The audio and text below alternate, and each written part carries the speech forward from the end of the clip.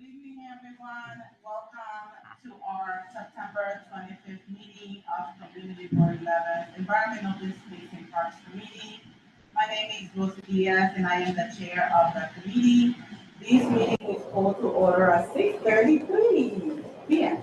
Tonight, we're joined by our district manager, Angel Biscayne, um, here with us. In order to conduct an efficient meeting, let's observe a few ground rules. No one may speak until granted the floor. Community Board 11 members, if you have any questions about board business or wish to make a motion, please raise your hand and wait to be recognized. To raise your hand through Zoom, click the participants icon and you will find the raise hand function there. Members should not engage in the back and forth discussion. The chair will recognize the person next to speak. Please keep your questions and comments brief and on the discussion. Members of the public, if you have a question or comment about subjects on the agenda, please raise your hand and wait to be recognized. And now we're doing roll call. Angel, thank you. Sure. Committee members, when I call your name, please answer present. Fernando Alvarez. Present. Rosa Diaz. Present. Chancellor Greg. Present. Connie Lee. Present. Malik McCullough. Robin McGinty. Samantha Pedrero. Marina Phillips. Debbie Quinones. Present.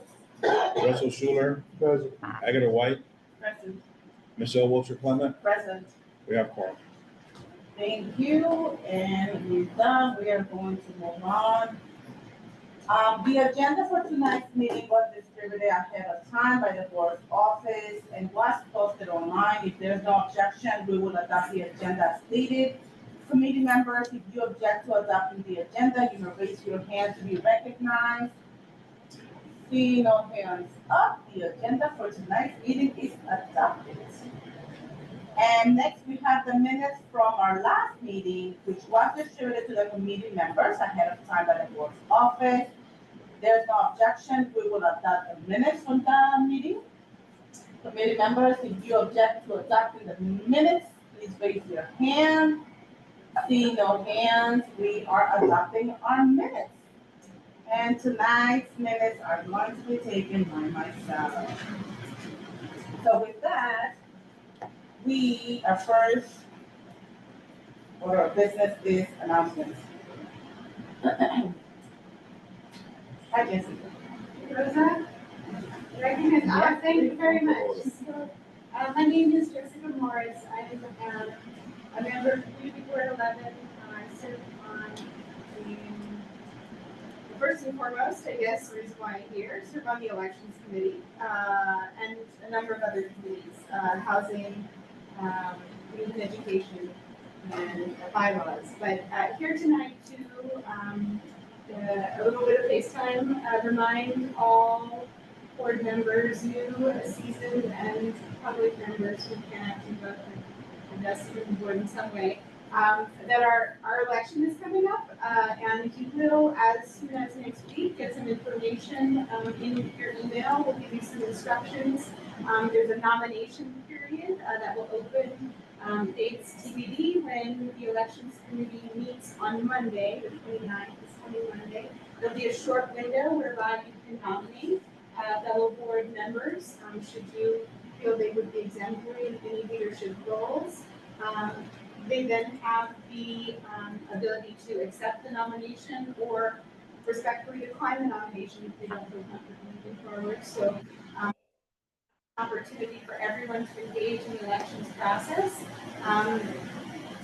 Then you'll hear more from the elections committee about the process at the October full board meeting. And then we'll move to have an election during the business period, business session in November. So that's a little overview of the process. If you have any questions and you want to reach out, there is an elections email, but you can also respond to the instructions you'll get in writing next week. So I just wanted to be here and say hello and welcome your participation of you the process and encourage engaging at candidate forums, dates TBD, put them on your calendar when it comes through, and also candidate meet and greets, which are a little bit less formal to be able to just show up in the community and engage with one another, so you understand where we have common ground and where we can work together to keep doing the work. So thank you for your time and for Rosa.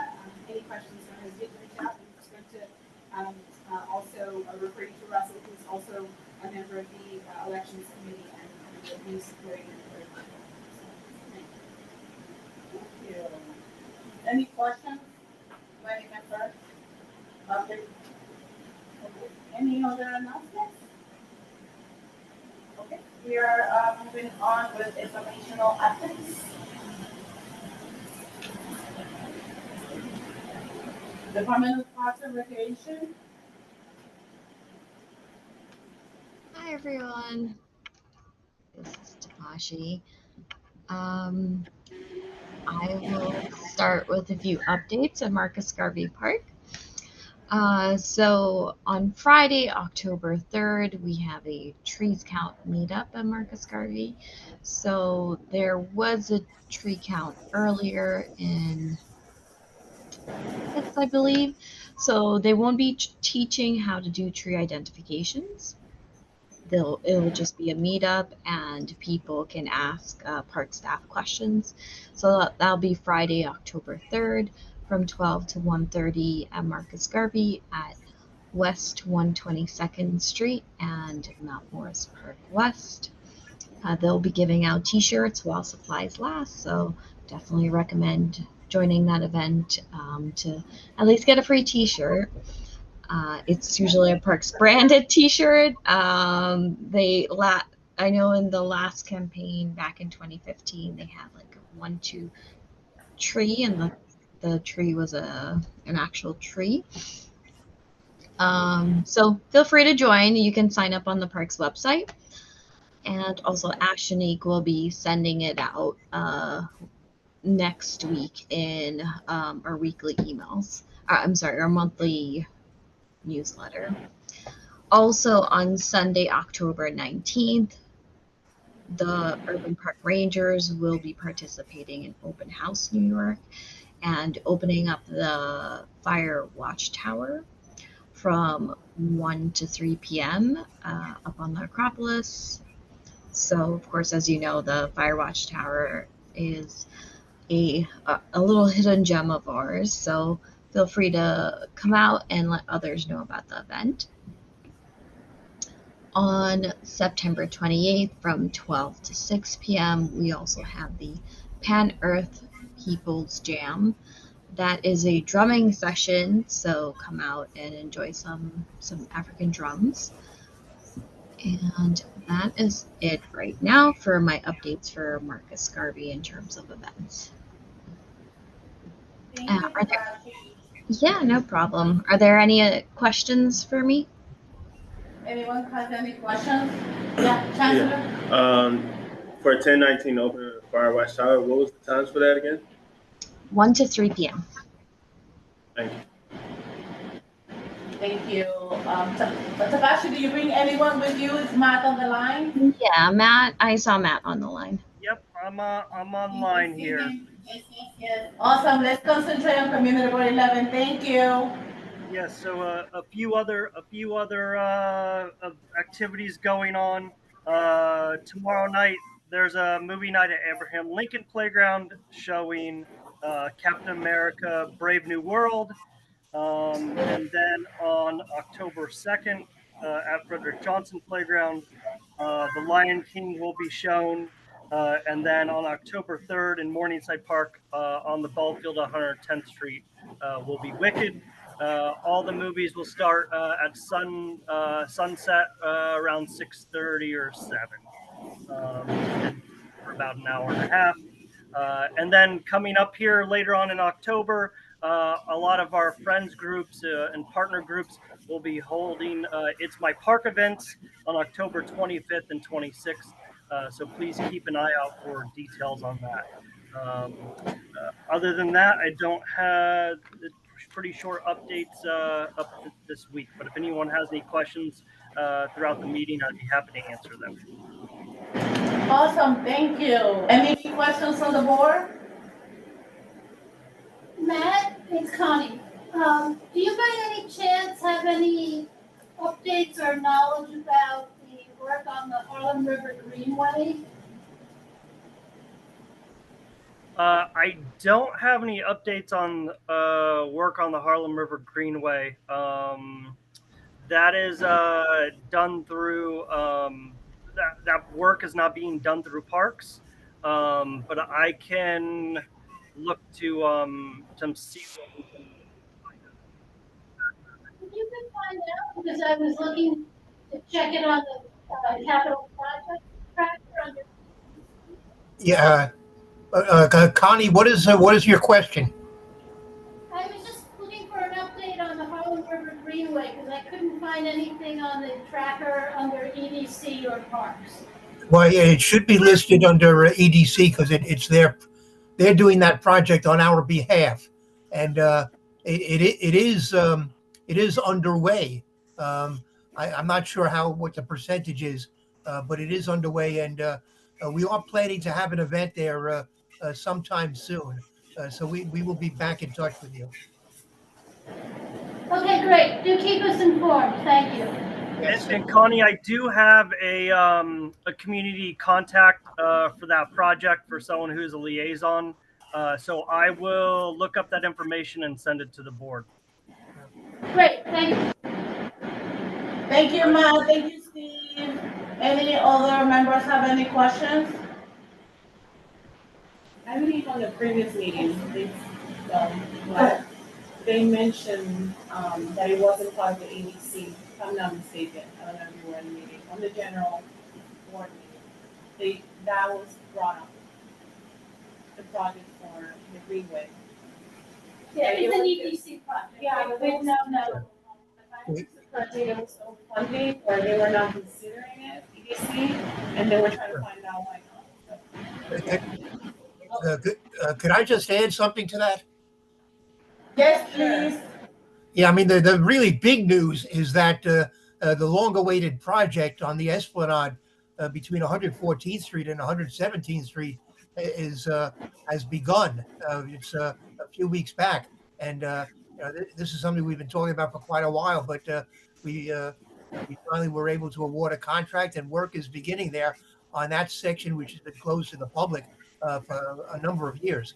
So this is a very significant project for the East Harlem community. That's excellent news, Steve. Thank you. Very much appreciated.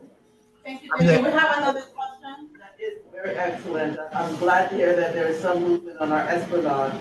Tapashi, I just wanted to go back to you with the drumming event. Is that a drumming circle, as in drums would be provided so everyone could partake? Or is it a drumming performance? Hi. So the description on the Alliance's website is that they were calling on justice and peace-loving people of all cultural traditions and creative persuasions to come out and participate, especially the children and youth. Bring your own drums, percussions, dancing spirits, horns, and voices, words of wisdom and water. So it sounds participatory, but you would have to bring your own equipment. Thank you. Thank you. I do have a question for Steve. Steve, I remember there was some funding that was given for 4 parks. 2 were in East Harlem. I don't recall which ones were they, and I did not look at the minutes. I apologize. Could you remind me? Well, you may be stealing something I'm about to talk about, but can you wait a few minutes? And it's part of my introduction for the presentation on Peter Minuet Playground. Yes, Steve, I apologize. Thank you. Do we have anyone from the Department of Sanitation? Rosa, can I just real quick do Randall's? I was going to you, yes. All right. Just real quick. First update is we are very close to opening the restored soccer fields on Ward's Island, 82, 83, 84, 85, right by the footbridge. The last one is getting the carpet put down this week. Final touch up. So we're hoping in probably the next couple of weeks, it'll actually be open again for play. So that's really, really exciting after 2 years. And then I just want to do a couple events we have coming up. This Sunday, we have our big Harvest Festival, which is located by the Urban Farm in Field 62 and 63. It's from 12 to 3 p.m. Fingers crossed the weather holds up.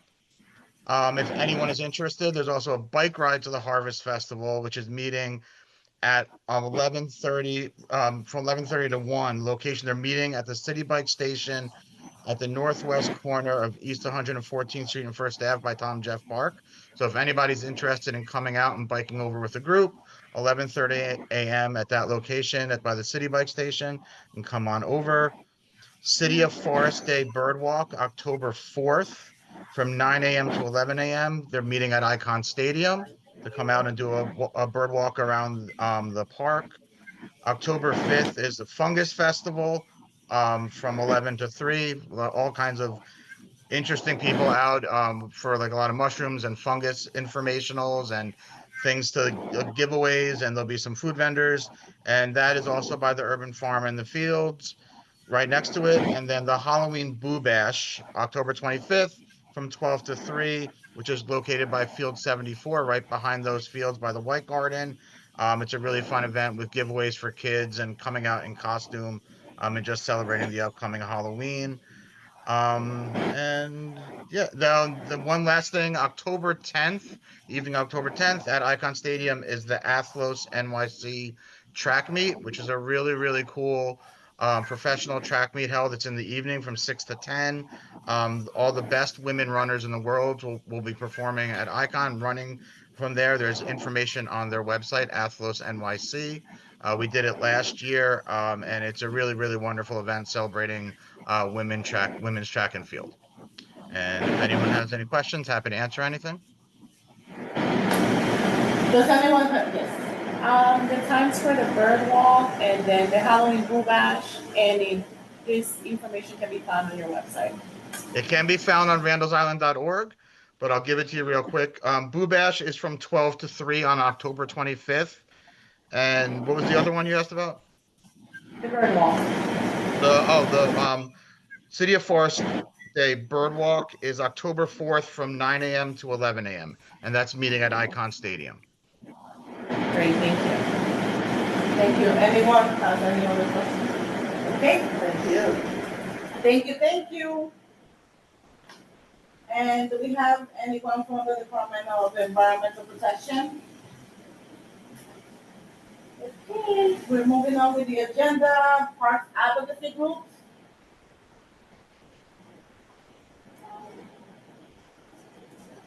Is that Jennifer? If anything Yes. related to Community Board 11, please, because we have a very, very heavy agenda.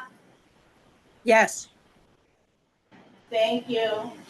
So I know you asked me to present our events. I'm Jennifer Ratner from Friends of the East River Esplanade. So we are the conservancy for the waterfront from East Harlem down to East Midtown. We've recently done a number of nice events, fishing and some other events in East Harlem with a number of groups that were extremely successful.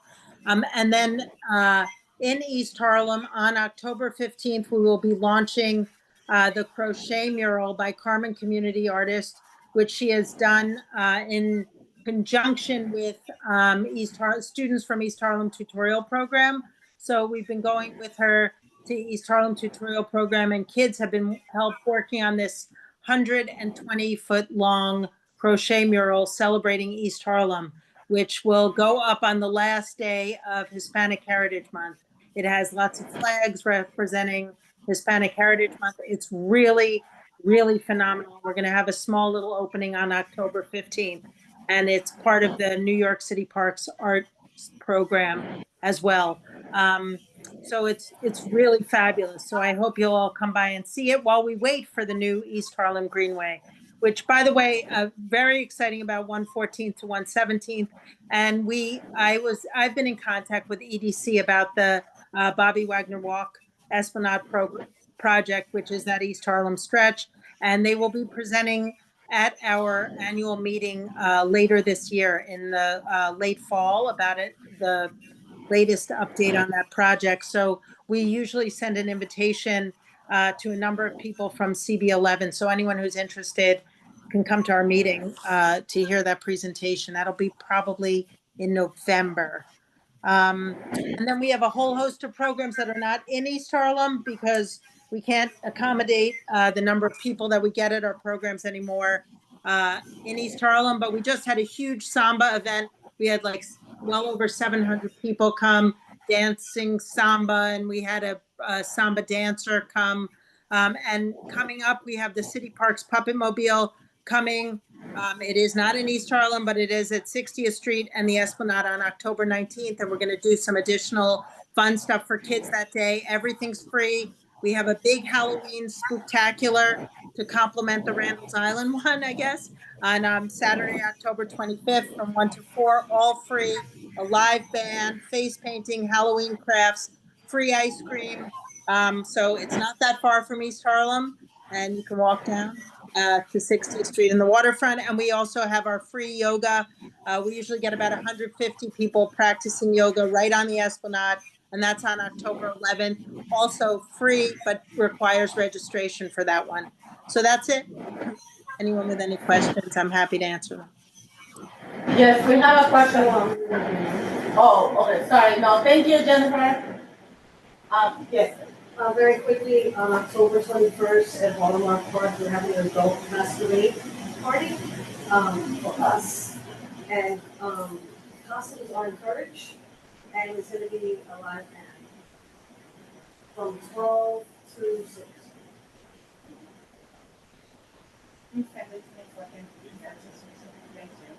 Thank you, thank you.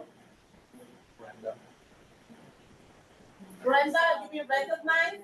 Hi, thank you so much. Hi, I'm Brenda with the Lex and Third Block Association.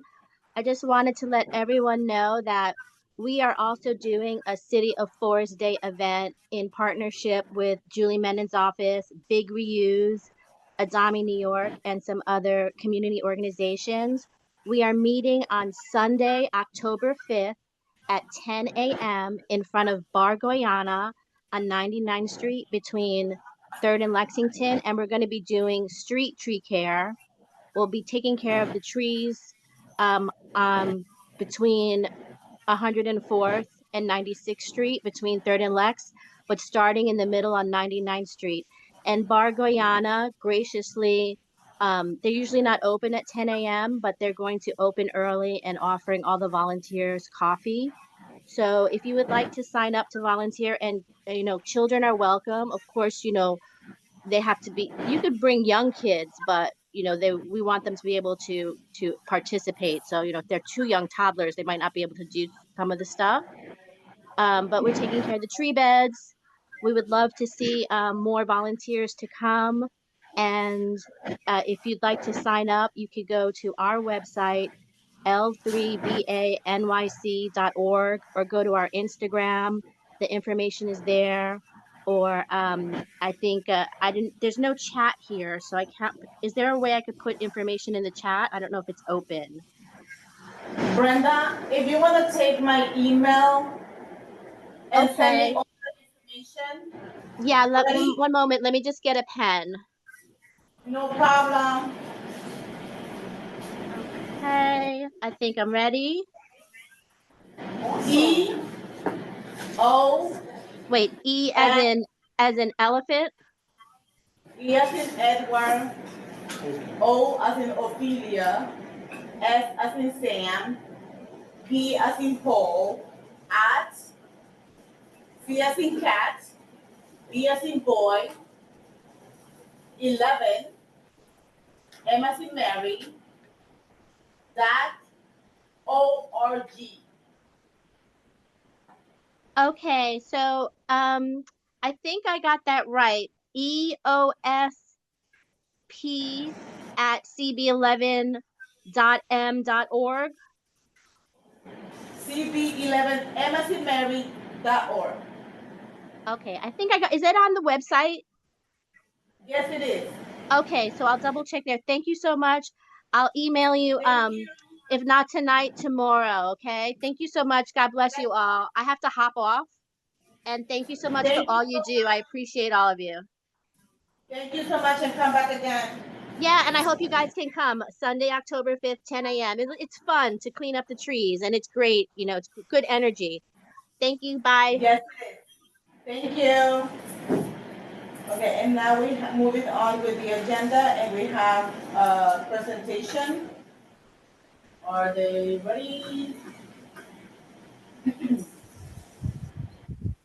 informational presentation by the Alan Shoal Utility Park, the reconstruction of Peter Minuet Playground in the Huntington SMS 108. They are requesting a letter of support, so please, please, please listen in detail to the presentation. Rosa, let me say something before we go to Alan. Yes. Please. Yes, Steve, can you hear me? I can hear you, but is it okay, Rosa? Yes, yes it is. Okay. Share my screen. All right. So Alan is going to present our proposed design for the Peter Minuet Playground, the adjacent to a PSMS 108. It's a jointly operated playground which we manage on behalf of the Department of Education. This project is especially important because it is part of our Community Parks Initiative, in which the mayor provides funding for parks that have not seen any significant investment in at least 20 years. This is the sixth park in your district to benefit from the CPI program. Four other parks, Playground 103, White Playground, James Weldon Johnson Playground, and Abraham Lincoln Playground, have previously been completed. And we have another one that's further along in the design process, East River Playground.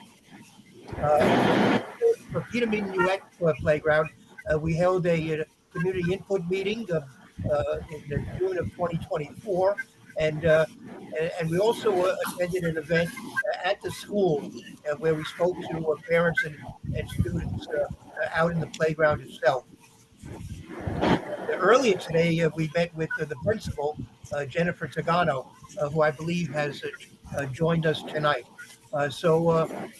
We've done quite a bit of outreach, and we believe we've come up with a plan which is going to be a significant improvement over what is there today. It's just the kind of park that the Community Parks Initiative was meant to address.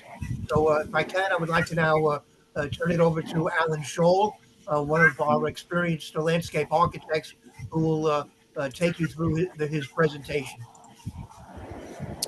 Thank you. Thank you, Steve. Can everyone see my screen? Yes. Okay, great. Hi, I'm Alan Scholl. I'm a landscape architect, as Steve said, from the Manhattan team, New York City Parks. I'm here today with Peter Minuet Playground. It is also a jointly operated playground, as Steve mentioned, a little under an acre and 6.3 million. It's on Park Avenue between 109th and 108th Street, right next to the school.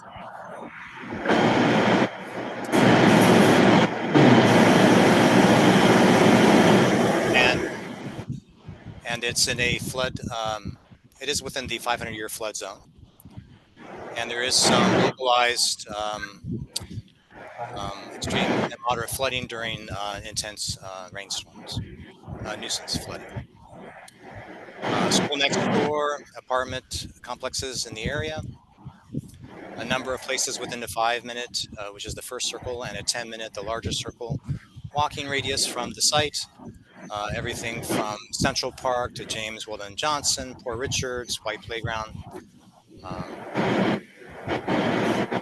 And what there currently is in the middle center there is the connection from the playground to the school. That is one of the entrances there. And then there's also entrances on 109th Street and 108th Street and also on Park Avenue. There's a basketball court there that's a non-regulation court, just 2 backstops. a mini pitch soccer field, handball courts, small play unit, swings.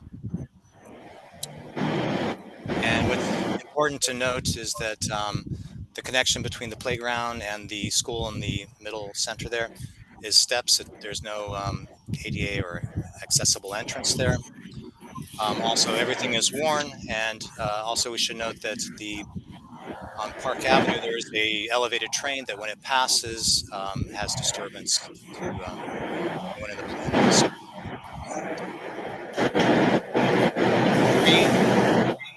Trees are predominantly located all around the edge of the park playground, with the exception of 2 in the center. This is looking on Park Avenue. You can see the elevated train on the right, the playground on the left. This is 108th Street. Walking into the playground, looking left, this is the school there and the play unit, the flagpole. Looking all the way from the 109th Street corner, looking all the way across, you can see the basketball and the mini pitch. Back right. This is the mini pitch. You could actually see the train passing by as well. And this is the the current entrance from 109th Street.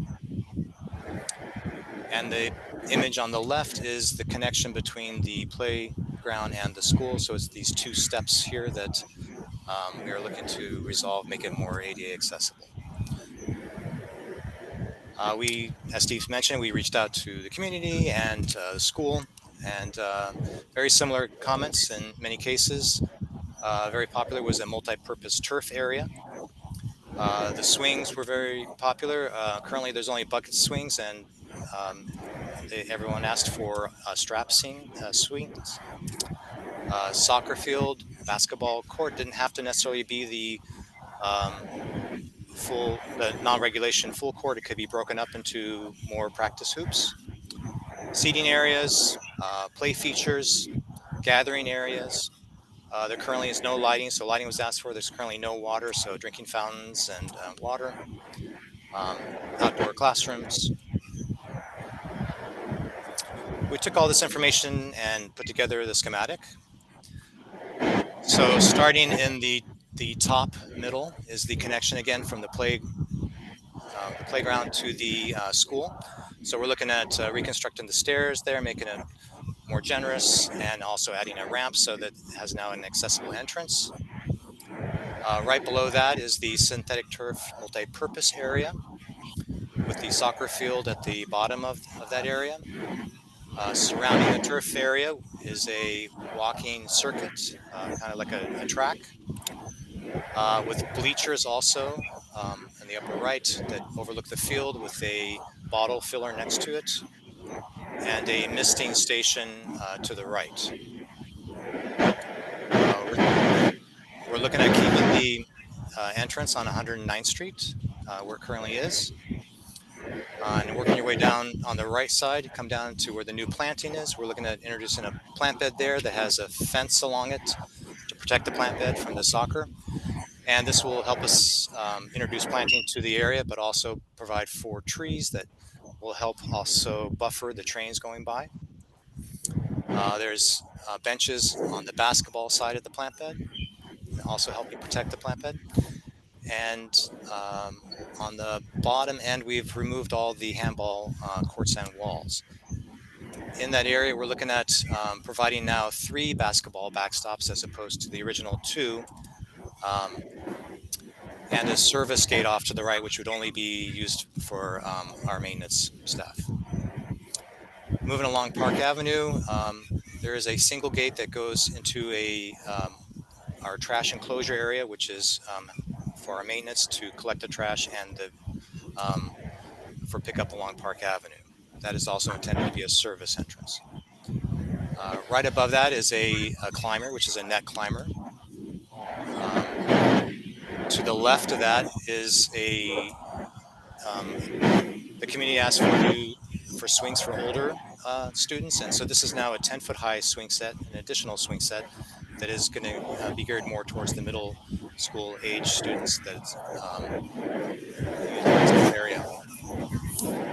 We're also replacing some damaged sidewalk We are using 69 World's Fair benches. I'm sorry, 64 World's Fair benches. We're installing lighting and a drinking fountain, as well as the bottle filler. On 108th Street in the middle is an entrance gate, double gate that comes in. We're removing the flagpole that is there, that's in the way of the trees, and utilizing that area for tables. Part of the outreach was asking for tables that could potentially be used for some kind of a school event, maybe small gatherings of students or school projects, and also for the community in general, so that they could use it for maybe a picnic when they visit, or also for birthday parties. That also has a permeable paving in that area. Just above that, in the left upper side, is the play units. So there's a 5 to 12 play unit, a 2 to 5, and above that is the swings for the younger age students. So it's 7-foot height, maybe 2 buckets, and a ADA swing. As Steve mentioned, we met with the school today, and they asked if we could enclose this play unit area, which we could do with just extending fence and providing a gate there. They also asked if we could consider a school gardening area. We're considering these requests, and we're continuing to work with the school. Features. On the upper left side is steel fencing, which currently it only has chain link fencing. For areas that are with the play units and swings, we are able to lower their fence and provide a little more open look into the site. But we are still maintaining some, or providing some, chain link fence for the sports areas, and that all shows up in the fence diagram. The bottom left picture shows the hex pavers, which is a blend of 3 different pavers.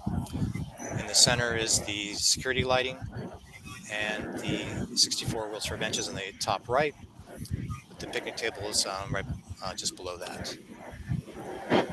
An example of a walking circuit is the image on the top left, with the synthetic turf example, and the bottom left is the trash enclosures, which is where we collect the trash, and it's also rodent resistant as well. We're looking at using tan colored concrete. The misting station is in the center, which is a very fine mist for providing cool relief on the site. Bottle filler is in the middle, with the traditional drinking fountain to the right.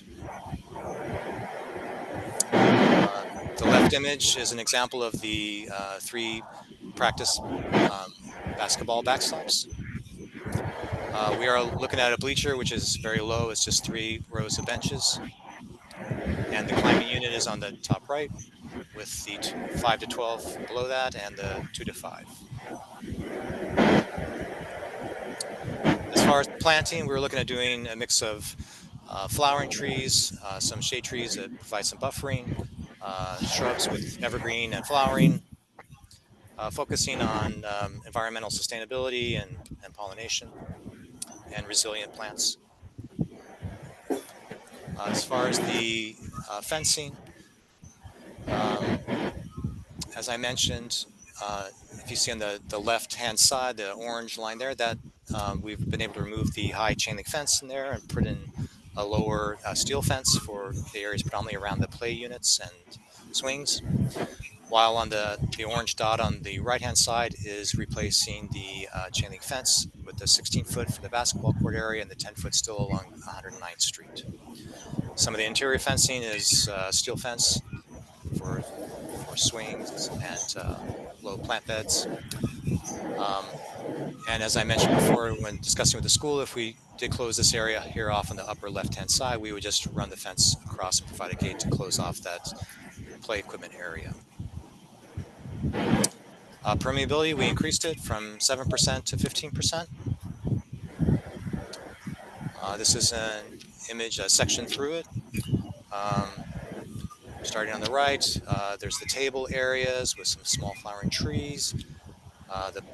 Working on my way left, there's the net climber with a walking circuit in tan, and the green turf field with some of the buffering trees behind it, helping to block the train going by, and walking circuit working your way further left. And that brings us back to the schematic. And are there any questions or comments? Are there any questions from board members? I have one. Yes, we have one from the shelter. Hi, thank you for your presentation, and I do like the adding of the fence around the 5 and 5 and 12-year-old area. I was curious to find out the removal of the existing handball courts. I know that there's a lot of individuals, not necessarily school-age children, that play handball on a regular basis. Stephen, is there a reason why the handball courts are completely removed?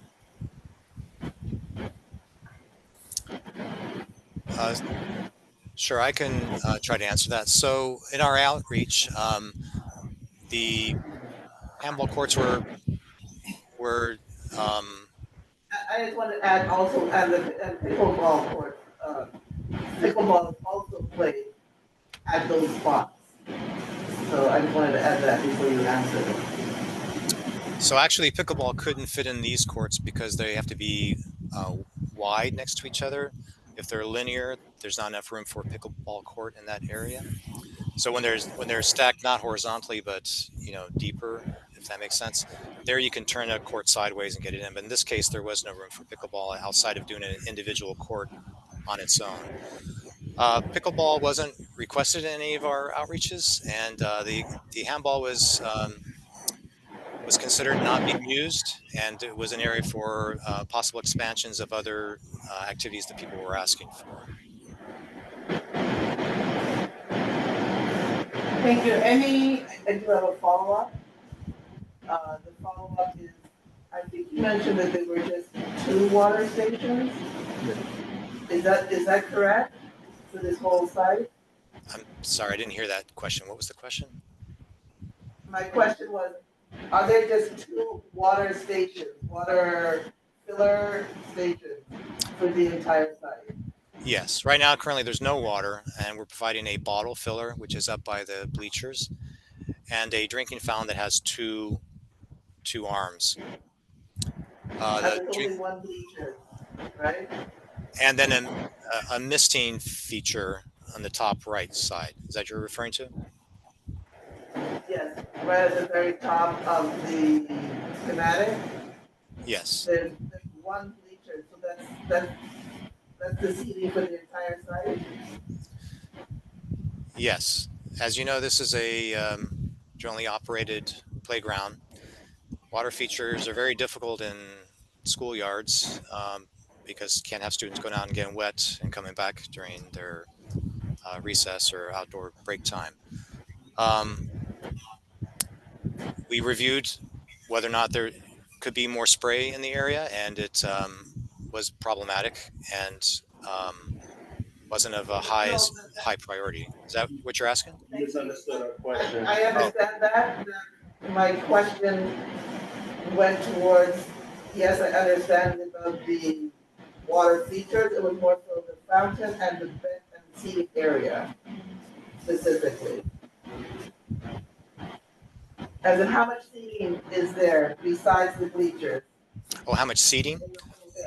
Oh, the seats are concentrated underneath the existing trees, but the benches are all along the whole area of the plant beds.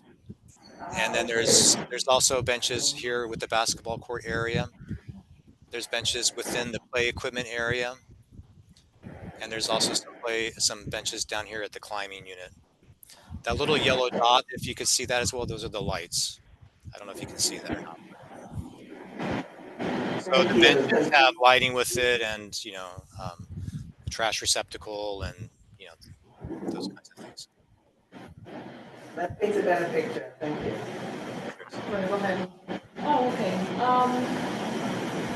I wanted to ask regarding the permeability. You said you increased it from 7 to 15. Was there any other reason why you couldn't increase it more? I see there's a lot of pavers around or concrete area. So why wasn't that studied further to increase the permeability of the area? And also the turf area. Is there a type of turf that could be permeable? Because I see that's almost like half of the space of the entire playground, right? I think these kind of spaces are an opportunity to increase permeability to the city. So increasing 7 to 15% is pretty low to me. That's one of my questions. And then I have other follow-ups, but if you want to go ahead and answer that. Okay, I'll take a.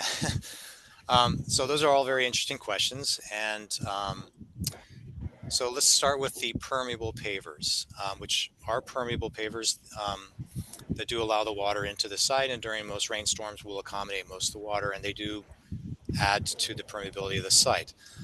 They will not count as permeability in here in that, unfortunately, we don't have the resources to come and maintain a permeable paver enough to get to show it as being maintained enough that it qualifies. In other words, we'd have to have you have to basically vacuum it on a regular basis to be considered permeable.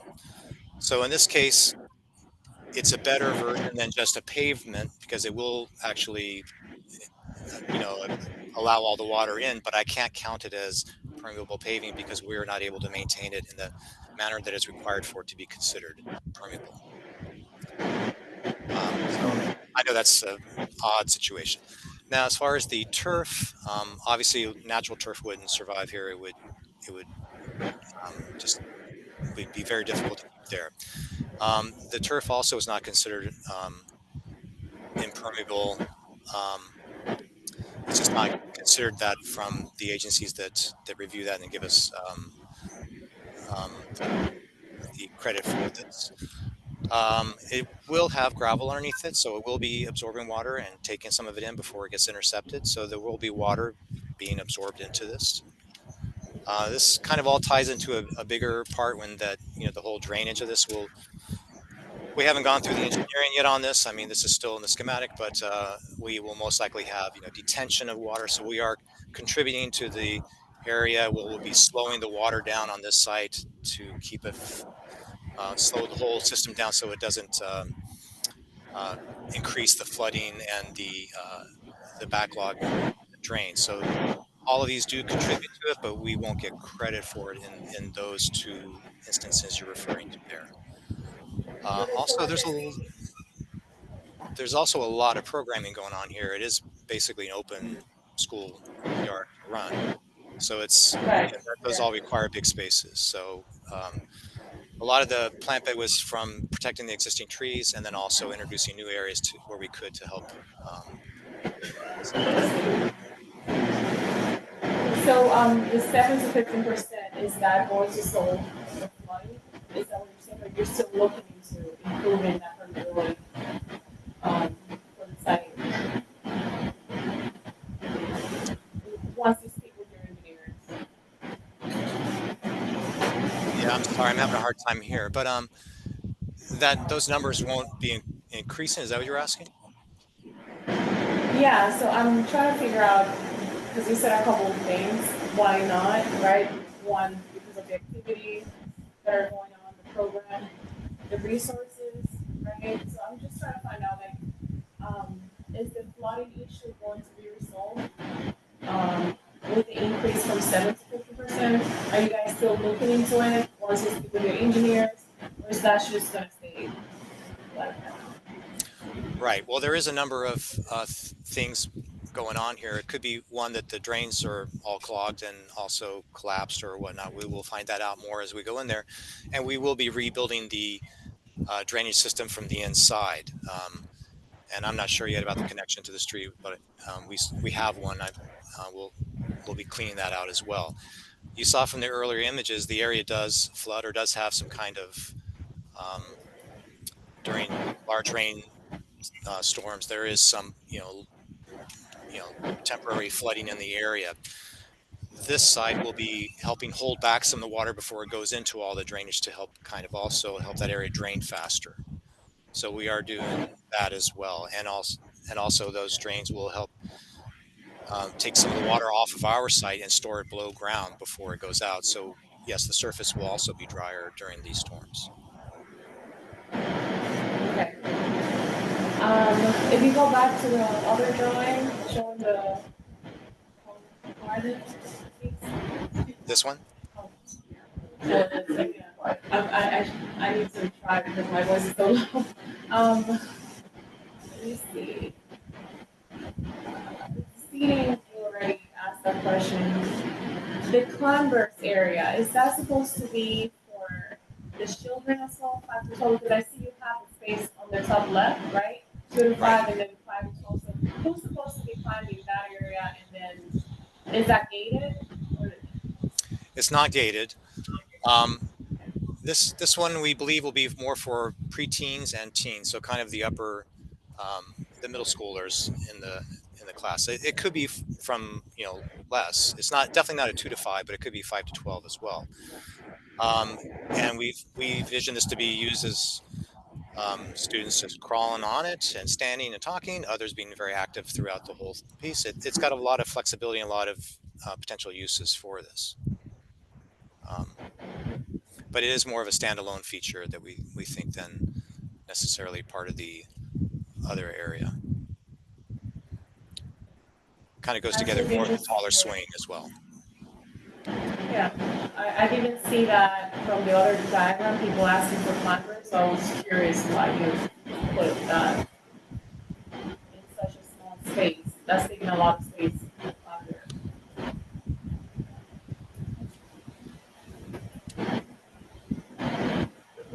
Is that a question? No, yeah, I'm, was that something requested by the community, the climber, since it's taking so much space within the whole program? It's an open space that I think I can hear you. You're asking why that piece was chosen. There was a request for more, a diverse type of play equipment. Right now, there's only one unit there, and there was also a request for a smaller unit as well, which we provided. And then there was requests for more for the older children in the site as well. So that ties into it. And these features that we have in other sites, they're popular, and that's how they're open and they're accessible, and you can get right up to it. Anyone can get up to it and get onto the unit. Okay, thank you. Malik? Yes, thank you for the presentation. I just had a question. You stated that the school requested the gated area from the 2 to 5 area, yes, or the 5 to 12 area? Correct? Yes. It's not. So I wanted to. Go ahead. Go ahead and ask your question. Sorry.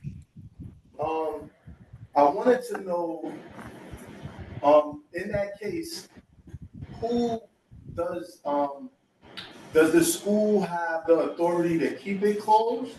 And one of the reasons why I'm asking is because during our college tour this summer, Dream Charter School on 103rd, 104th Street, they closed off and gated the actual playground where we couldn't get into, so that we couldn't observe and see what they needed.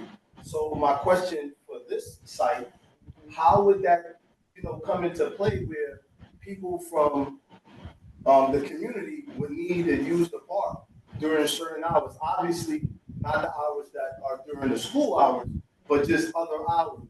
And that's one of my concerns, because also from what I heard from one of our board members is that Dream Charter School is supposed to share it with another school, and it's not.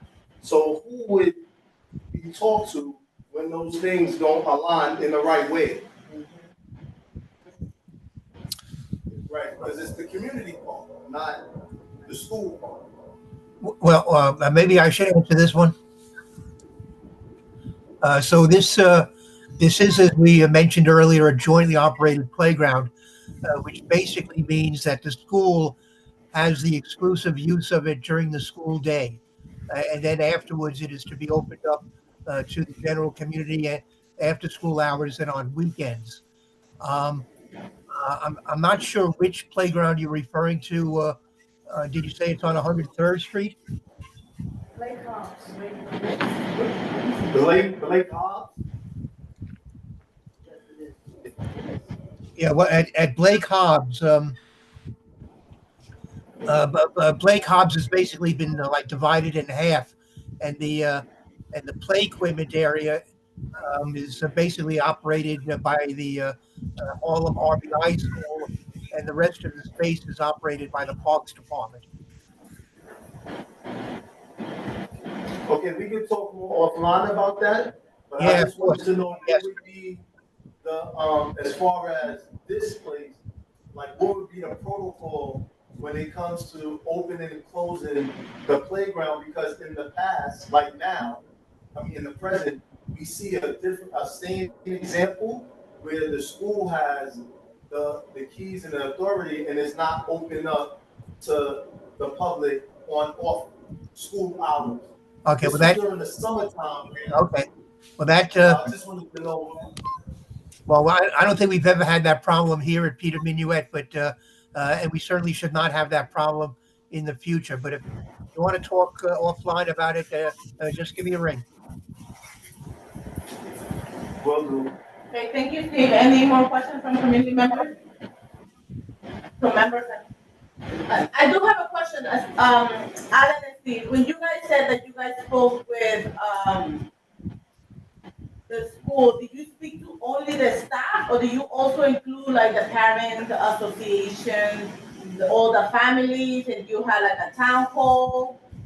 Well, what we did, we had well, first of all, we met with the there's a fairly new principal.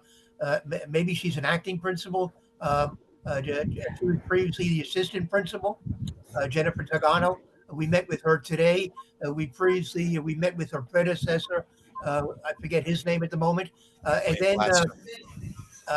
then we also attended they had like a school fair and out in the schoolyard, and we were there and met with various parents and kids and students who came up to us and spoke to us during that event. So uh, the- uh, I think we definitely spoke to both the parents, students, and the staff. Thank you. Chancellor? You stated that the school requests a school garden, and you guys are still trying to figure out how to potentially implement that. Is there a way to even expand that to make it like a community garden in general, like a section, just a gardening section in general? Potentially like moving the climber and have like that square, cute area for a garden. Is that possible?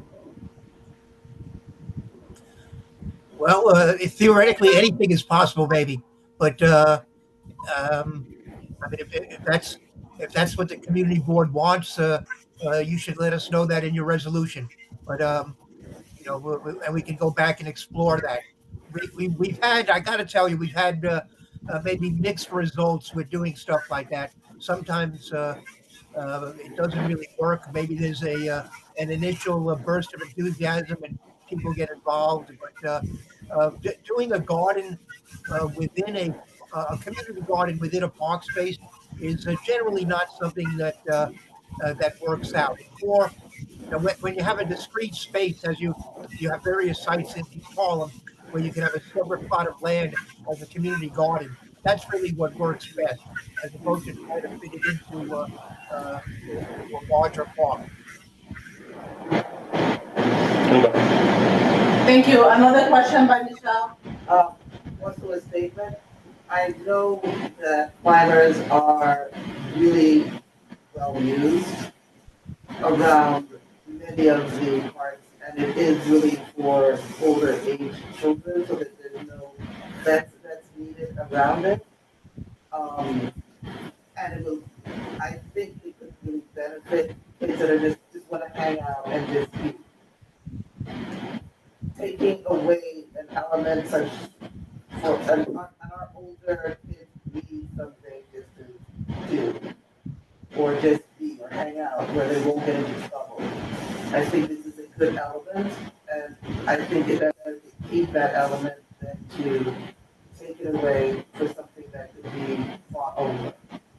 Yeah, so I wasn't trying to say remove it altogether, not remove it, like move it along where like the swings are, just like placing it here, that, because they do have like a swing set of the 10 feet one, so we're making that more closer towards it, where not completely remove the comments, because I agree, older children need something, and I'm pretty sure it is pretty popular.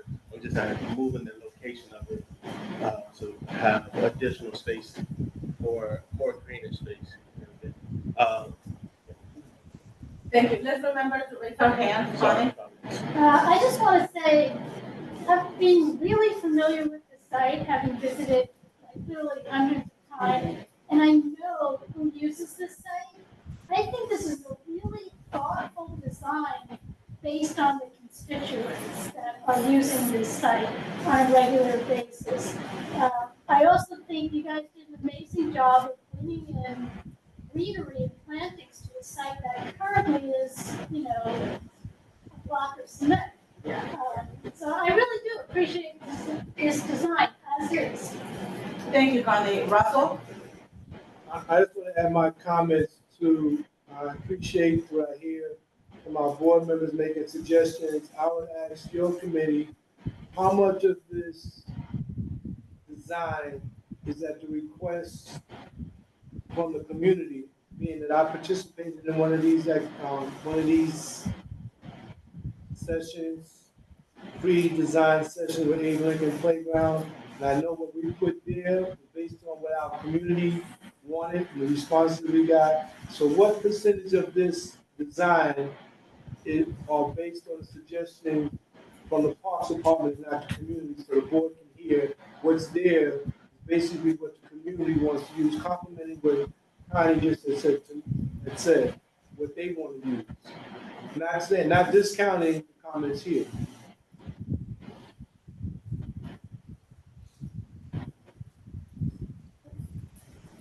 Steve Simon, please answer.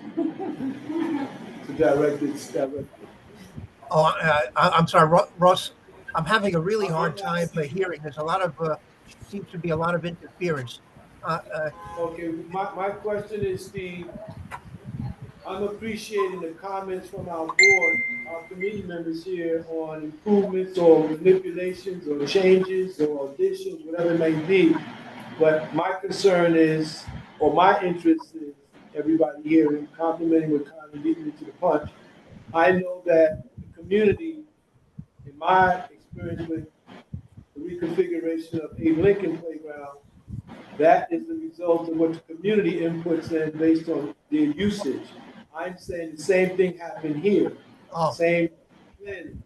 How much of this planning are suggestions by just the Parks Department or others other than the community's input? Well, I appreciate the question, and I appreciate your comments, and certainly you're speaking from the experience of the work we did when we renovated Abe Lincoln Playground. I would have to say, we synthesized the input we received from the community and from the school, and came up with we try to satisfy as many of the requests that we were given at that point. So I can't say that every element here was specifically requested, but by and large, this is what they wanted. They wanted they wanted more play equipment. They wanted more interesting play space. Uh, they wanted an improved configuration. The way it was laid out, you would walk directly into the basketball court as people were playing. The basketball court was right up against the entrance off of 109th Street. They wanted us to preserve the mini pitch soccer field, and we ended up giving it, I think, an improved surface. Um, they especially they wanted us to improve the drainage. There are really bad problems here with puddling whenever it rains. Um, and then we look as on our own. We look at improving accessibility and improving greenery, improving permeability. Whenever we can, and providing more accessible play equipment that's more accessible for children of all types of abilities. So I think we make much better use of the space. What's there now, and I think maybe Connie alluded to it. What's there now is really somewhat spare, and I remember the principal telling me we need to completely redo this place, and I think we've I hope he comes back and sees what we've done, because I think we've fulfilled his wishes. Thank you. Thank you, Steve. One last comment or question? I wasn't too clear. I understand this is a schematic design with the lighting, in the playground. Where exactly it's located? Because I see some lighting in the center, but is there any lighting being proposed on those outside, surrounding the space?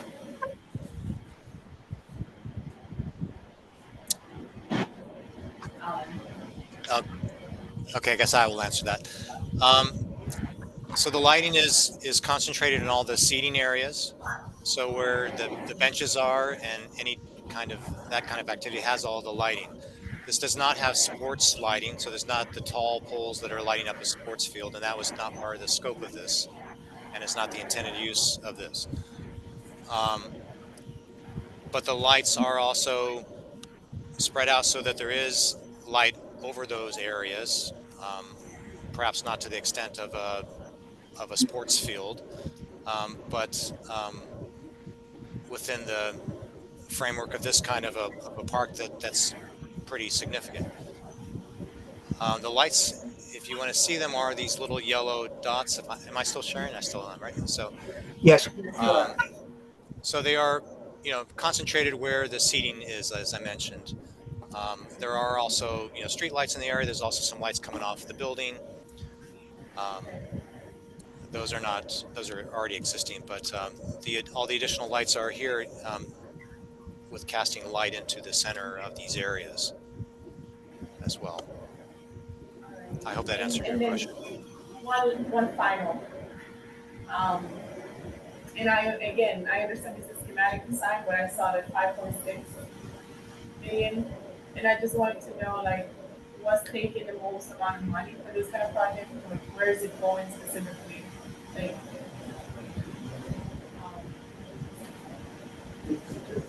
yeah, where's that money highly mostly concentrated on? Is that something based on your cost estimation during the schematic design phase that you can tell me?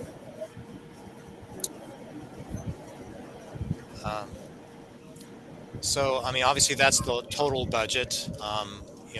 Less of it is for the construction and contingency for what occurs during the construction itself. So there's all those factors, but we're actually doing quite a bit with this money that we have. And if you go to the site, you see that there's a lot to be replaced there. All the fencing is being replaced, which, is quite a bit. All the paving, the drainage underground is going to be quite extensive as well. So as far as the budget, it's being well spent on this. It's not excessive in any capacity in any spot. Yeah. I hope that's what you were asking. And let me just say, we're not going to know the true cost of this project until it goes out for bid, and we see what the contract is, what they what kind of bids they submit. Right now, that number is really it's an estimate. It's based on our projections, what we think it may cost. We don't really know for sure until until it gets constructed, and especially at a point where we see the bids. Thank you, Steve.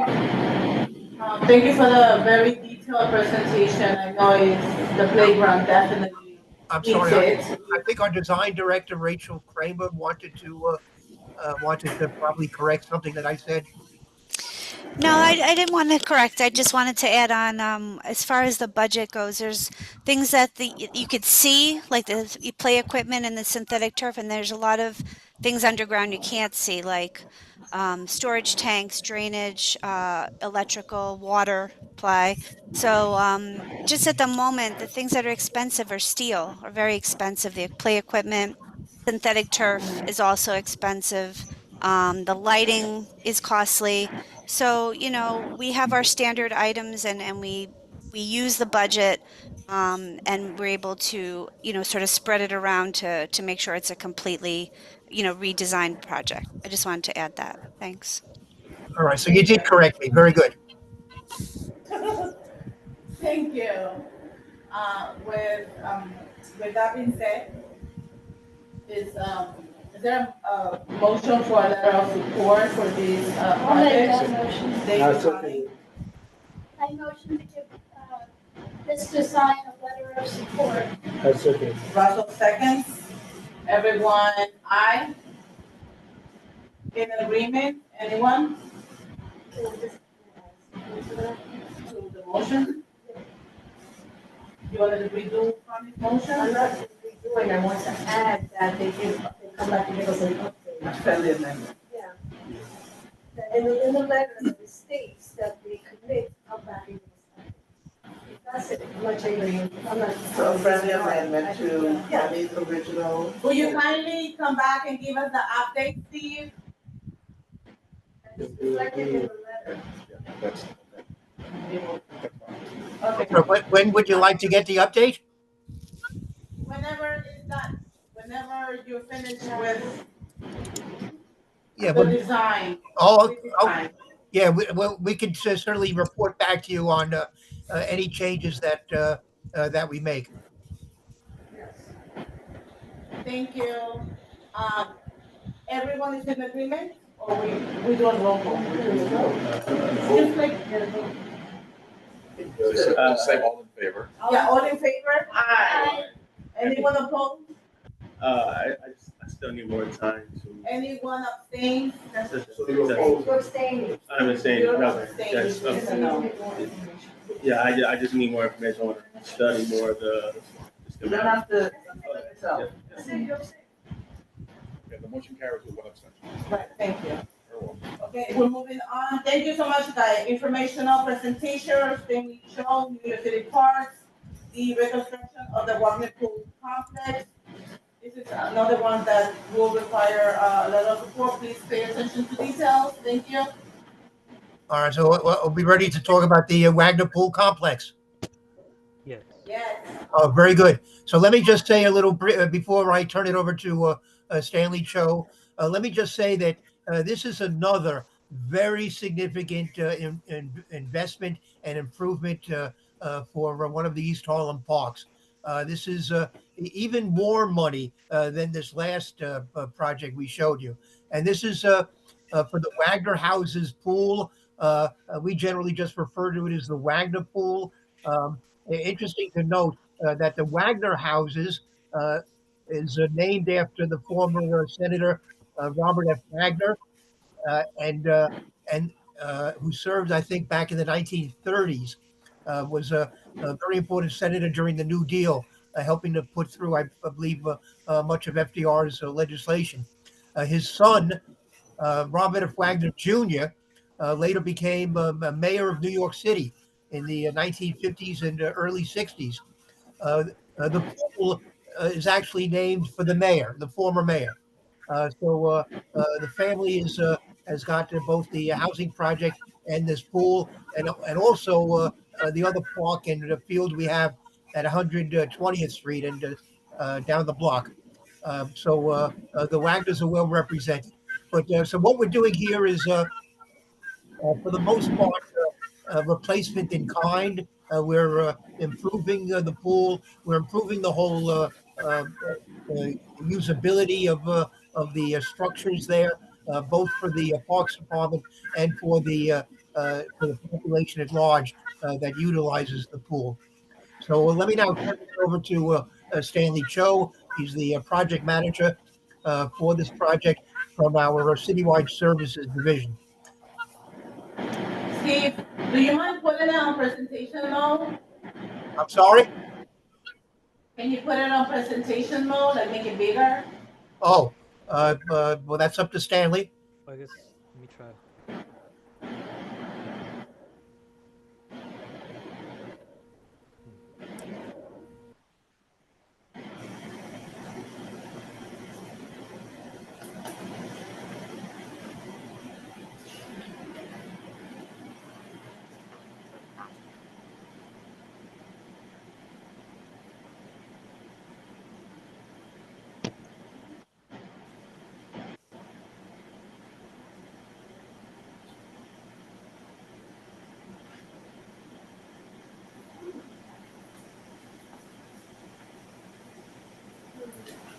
How's that? Thank you. Great. Can you hear me okay? Can everyone hear me okay?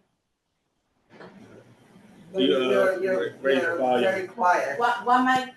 Okay, I'm gonna speak closer to my mic. Is that okay? Yes. Okay, great. Okay, thanks, Steve. I'm also the design architect for this. And the budget is mayoral funding of 14 million.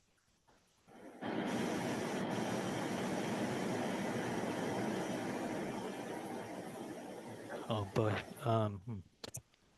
Sorry, this full screen thing is messing me up.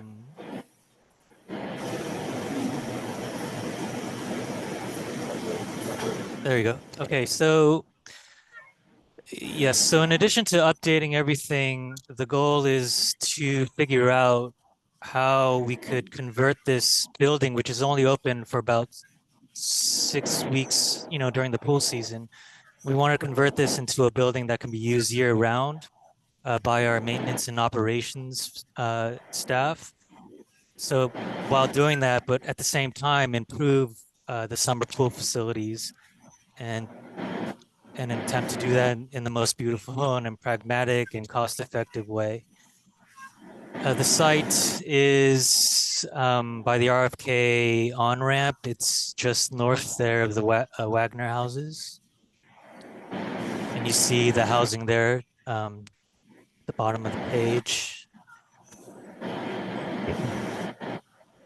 So the photo on the left shows a space on the property that's currently fenced off, and it's totally unused. And we wanted to utilize that space for this project. And the photo on the right is the current public entrance to the pool, which we'll be reconstructing. Actually, we'll be moving that entrance to the left of that, to that fence there. Let's see. The left photo, it's a view from within the pool deck. And on the, and you see where the black fences are, we'll be constructing a brand new building that connects all these cubes together. The photo on the right will also be infilling with a new breezeway structure. And that's we're going to move the men's lockers and showers to an outdoor bath facility. Here you see photos of the current condition of the interior. You see the lockers, you see the cathedral ceiling, which is how passive ventilation is flowing throughout. But everything on the interior here, we're renovating, we're gutting it, and we're refinishing everything. The image on the left, you see currently this platform, this raised platform where the toddler wading pool is. And we're going to reconstruct that. The image to the right is showing the pool filter plant, which is currently below grade. We're upgrading that and we're building a breezeway structure around that as well. So we do have to remove one mature ginkgo tree you see there on the top of the image of this slide.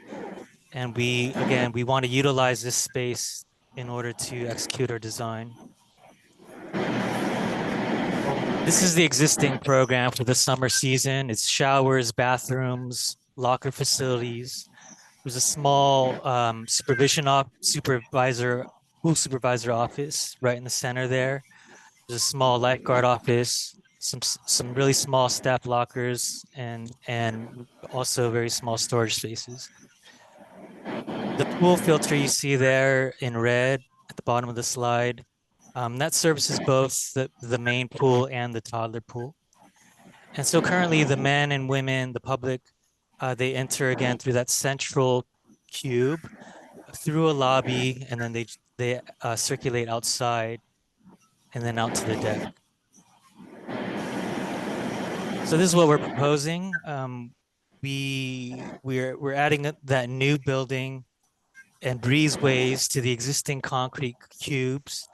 And we're going to rearrange the plans so that the building can be occupied both by the summer public for the pool and the year-round maintenance and operations staff. During the pool season, the public entrance is through an outdoor covered breezeway. You see there where it says lobby.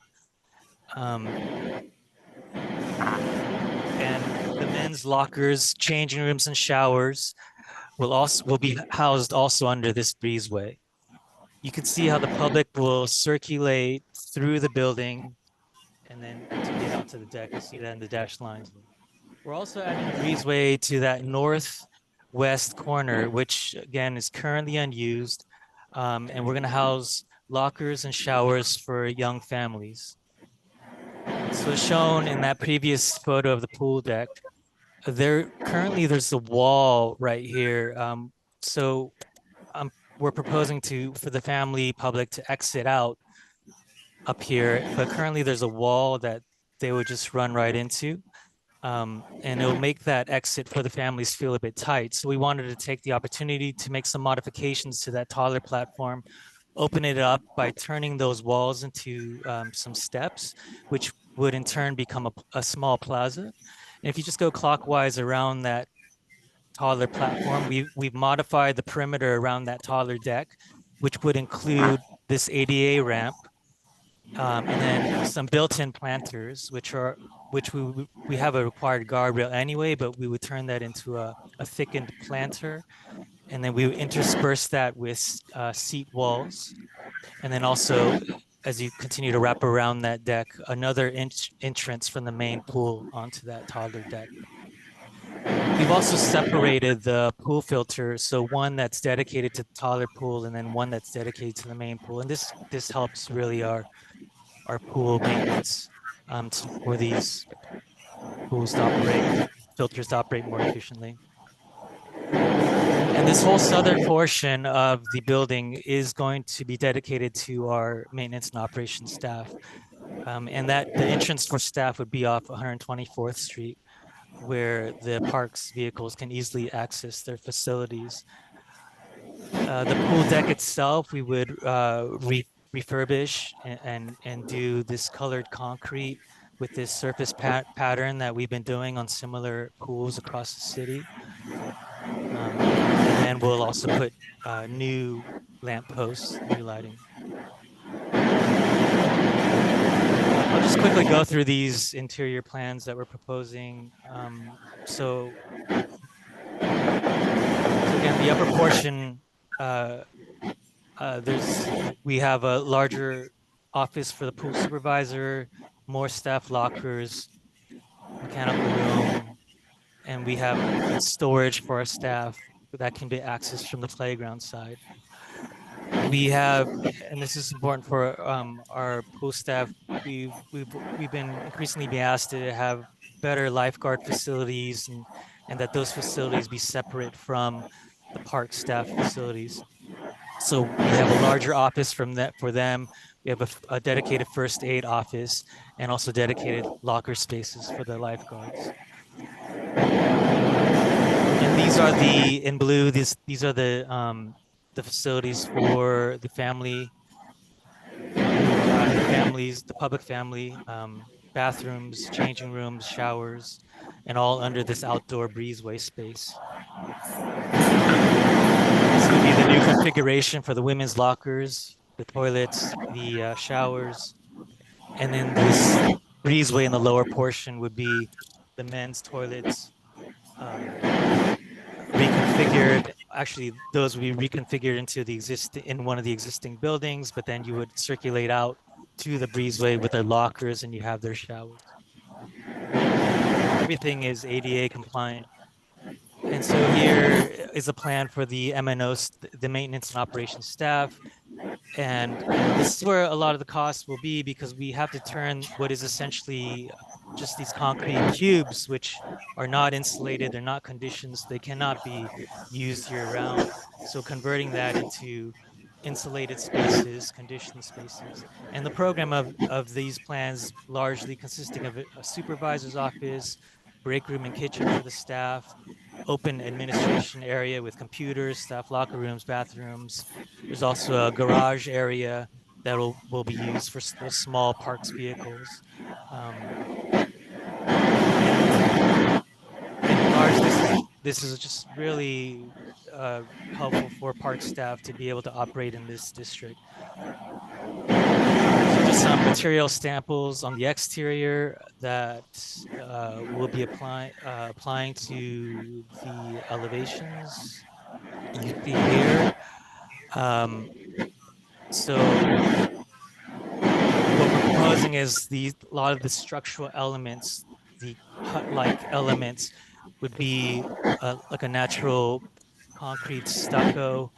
And then the breezeway, the outdoor breezeway areas would be this steel powder coated blue.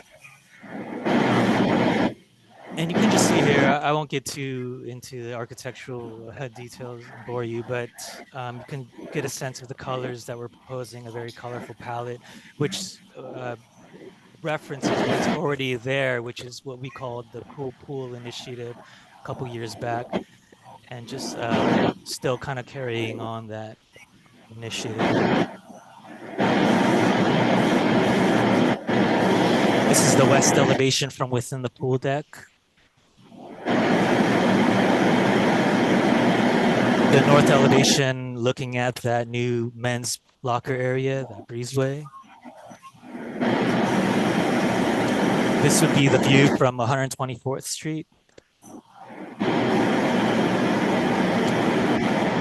And here are just some 3D model views, just to give you an idea of the proposed new structure in the pool deck reconstruction, especially if you notice around the toddler deck, what that might look like. But in a way, you can see the building is now, which consisted of these disparate concrete huts. We wanted to keep that feeling of that design from the late 60s, but then also connect it into one large building with these new breezeways in that new infill building.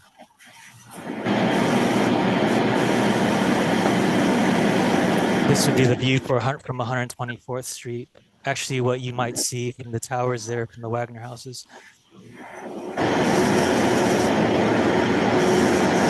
view from the west and a view from the northeast. Actually, if you would be walking up that RFK pedestrian side of the RFK bridge, what you would see looking down.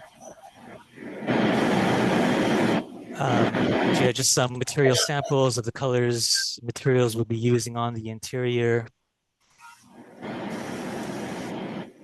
Lockers, bathroom partitions, standard fixtures we use throughout all our facilities. Samples of the new pool deck of that colored concrete, the benches, we use the light posts as well on the right side. Yes, finally, we'll be planting trees, as I said, throughout those planters and the planter beds, colors that loosely still play with that cool color palette. And that's my presentation. Thank you. Yes, we have a couple of questions, including me, Lisa, Michelle, Malik, Chancellor. Thank you for your presentation. I wanted to find out about the seating area. I could not tell where the seating area would be. Are the size of the pools changing and as in getting smaller? The shaded area is only for the toddler section and not for the adult section. Adults also burn. And is there a way, is there another way to get from the adult area to the toddler area? Is there only one exit? Okay, so again, a lot of this is, as Steve mentioned, is in kind. So we're trying to use what's existing and try to utilize that the best we can. So the shade pavilion, I think you're referencing is this one up here, right, by the toddler pool, and that's an existing concrete shell that we'll leave there. The seating that we're proposing are these integrated benches between the planters, and then we would build another entrance onto the toddler pool from the main pool side, from the adult side. So that isn't a fence, and those are all benches. Yes, between the semicircles. Between the semicircles, that's all seating. And they're rather wide benches, so the public can lay out, etc. during the summer. Are those the benches that we saw, the World Fair benches that you showed earlier? No. The World Fair benches, I'm sorry, I'm not showing them on this plan, but wherever we might need more seating would be scattered. Like currently, for example, there's benches along the perimeter of the fence. So we would continue to work with our landscape architect and have the best configuration of that. But you're right, that the benches between the planters would not be the World Fair benches.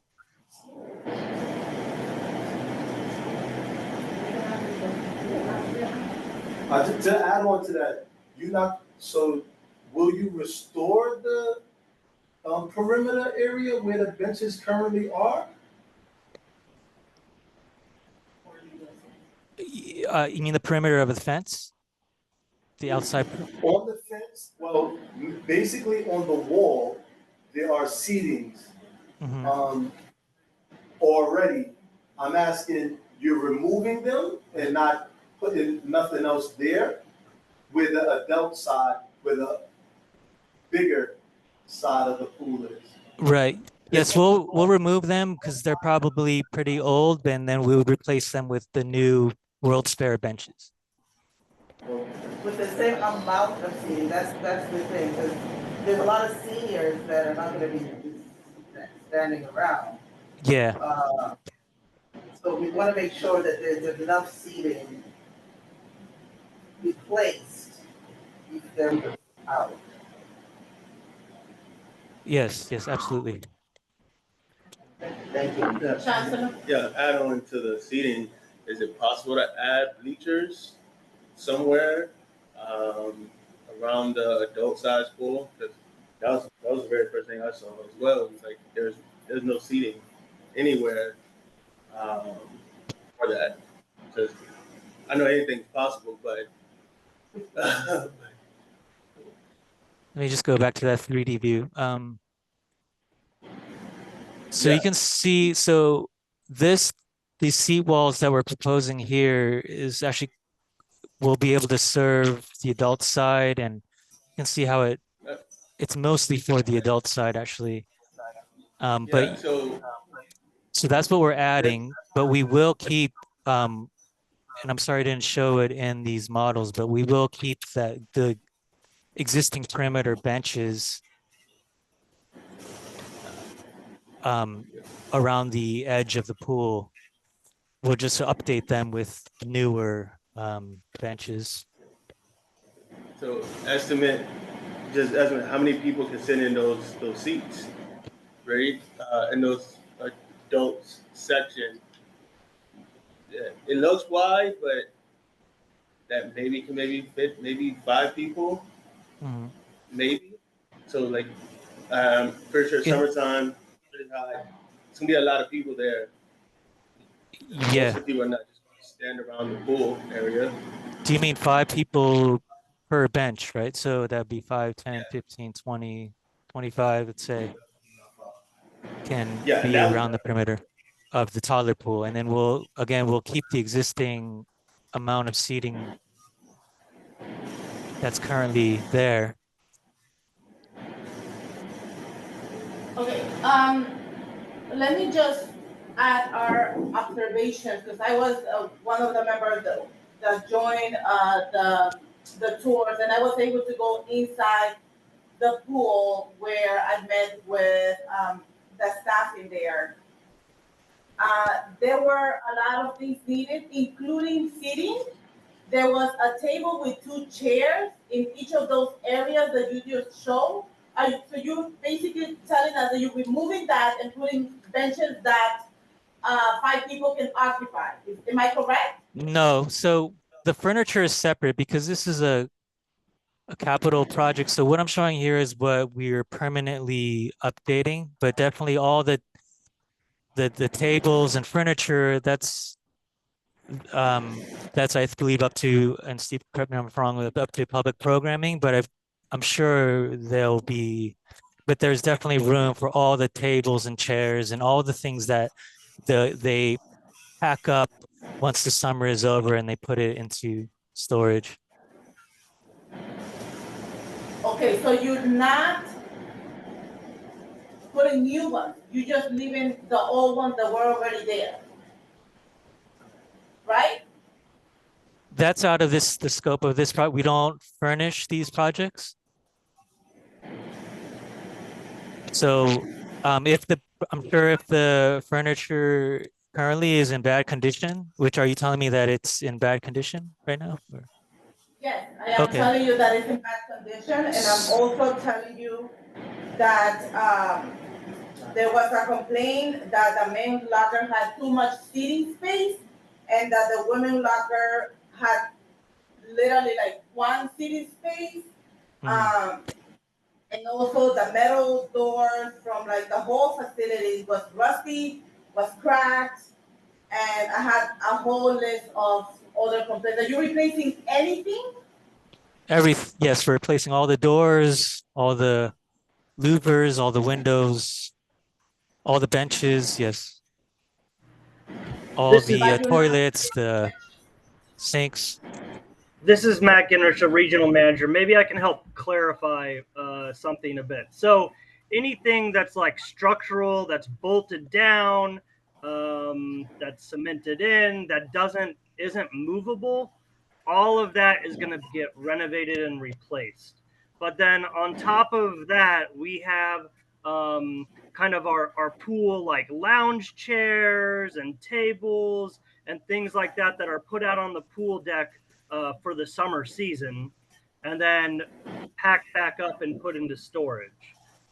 So we will continue to have kind of that temporary pool furniture out on the deck as well, on top of what's permanently there and bolted and fixed, and will be all will be brand new as part of this capital project. Okay, thank you, Matt. We have 2 more questions, Malik and then Chancellor. Okay, thank you for the presentation, Stanley.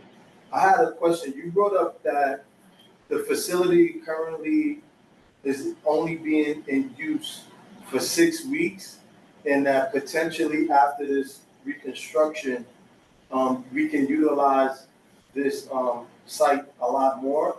Can you tell me a little bit more about that?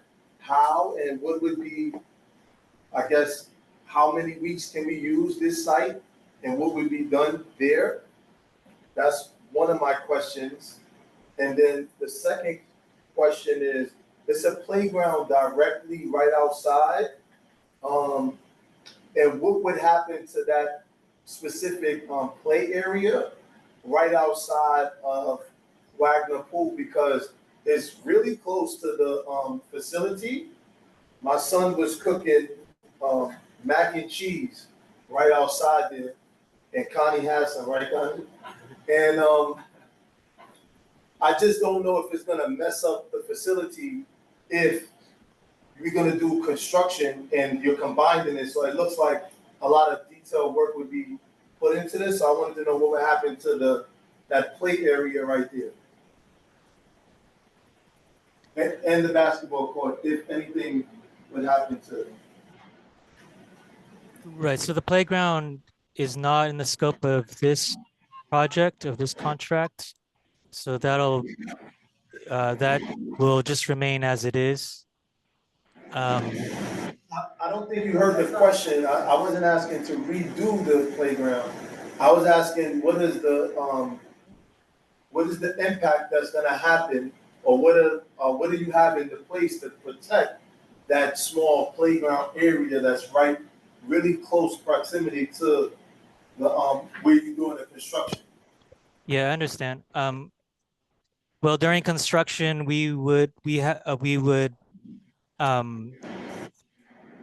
If put you up don't know, construction please. fencing, and we would. Sorry. If you don't know, please defer. No, I know. During all of our projects, we have construction fencing. We have a clear contract limit line, so we make sure that that area is safe for the public to circulate around, and we try our best to keep that playground open during the construction of our job. And as to your first question, it will still be a pool for the public. It'll still be a public pool facility for the summer season, but for the rest of the year, it is dedicated as a district maintenance hub for parks, which we just need to operate um, better. And what's good for, of course, our maintenance and operations is good for the whole, for all the parks, really. Thank you. Whoever's not speaking, please, you have to mute. Oh, Steve, you can mute while the other person is speaking because we can hear the background. Chancellor, your question? Yeah. Are you guys trying to install water fountains throughout the areas, throughout in this pool areas? Because I didn't see anything about water fountains, drinking fountains. Yes, we'll have the bottle fillers that we've been installing in the other facilities. Are they gonna be in the locker rooms? Or are they gonna be outside? They should be outside. Yeah, there should be one outside. There currently is one right now, I believe, right? Outside this cube here. So you're revamping that. So are you gonna keep the fountain there? Are you gonna add more? That's my question. We'll keep what's there, and we'll make sure it works properly. And if it needs an upgrade, we'll upgrade it. Okay. Thank you. Another question from Michelle? It does not make sense to only have one water fountain for so many people. And with $14 million, it would make more sense to have more than one water fountain in this plan. It is more than a suggestion. Another question from Connie and then Agatha. Am I right in assuming that this building was done sometime in the late 1960s and is predominantly a cement structure? Yes, that's correct.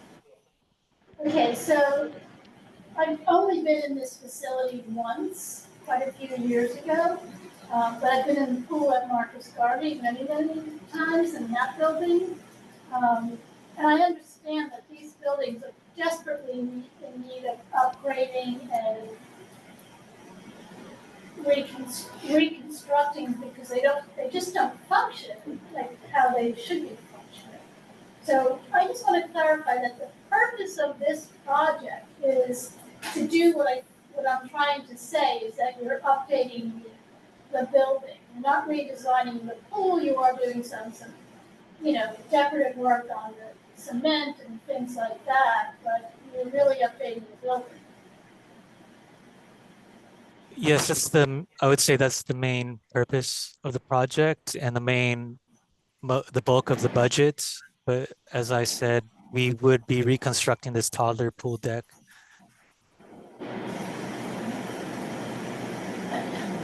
Okay, Anita, and then Debbie. I've noticed there's some flooding on the site. Are you guys doing anything to address that? There's Flooding flooding, I mean, rain. on the pool deck side or on the playground side? Overall, on the playground side. Right. So the playground isn't in our scope, but definitely the pool, we'll make sure the pool deck is draining properly. Okay, so you guys are looking into that as well for the flooding. Okay, Debbie? So with a $14 million budget, I would surmise that you can make this, include some kind of technology, maybe Wi-Fi, put some type of stuff in there, so that it's just not brick and mortar, but that you kind of include those amenities, so we can catch up with other parts of the city.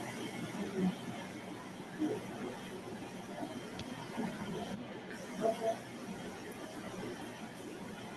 Any answer? I couldn't really hear. I think it's something about $14 million and you want Wi-Fi? Is that what you're saying? Yeah, I'm saying, how can you incorporate some kind of technology or something within the infrastructure? Right. I know 14 million is a lot of money, but again, it's an estimate. There's a lot of contingency built in that, and it's based on previous projects. It's just to make sure we don't run out, and definitely a lot of the technologies is in our sustainable practices. Wi-Fi, things like Wi-Fi for the public, I think that's something you might have to take up with public programming. I'm not sure if that's something, I never thought that was something that was done, but definitely we're upgrading the tech. Like I said, there's computers and everything for our staff to function well. And so we're upgrading, we're installing telecom and network as well. And we're also, the technology is up for energy efficient conditioning for this to be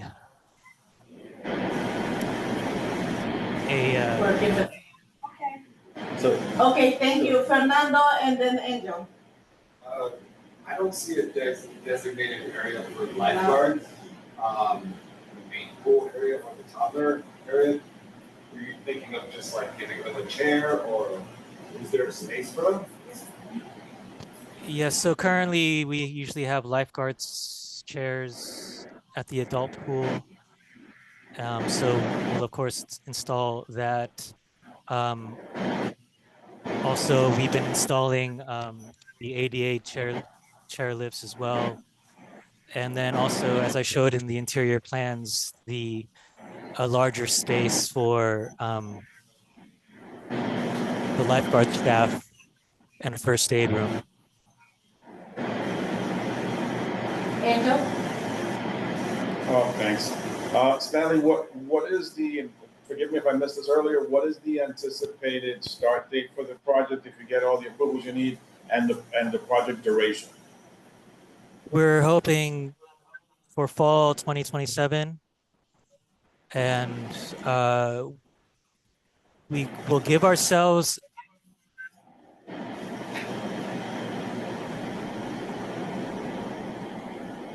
I think you froze.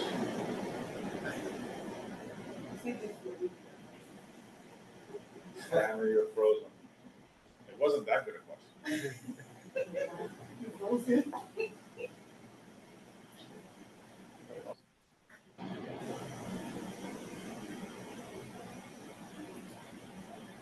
We lost Stanley.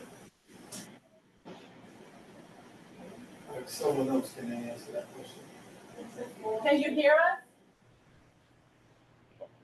It's on, but lost his video. Steve, do you know the anticipated time frame of construction for this project? I'm not sure whether he was saying that. I'm not sure whether he was saying that fall 2027 would be the completion date.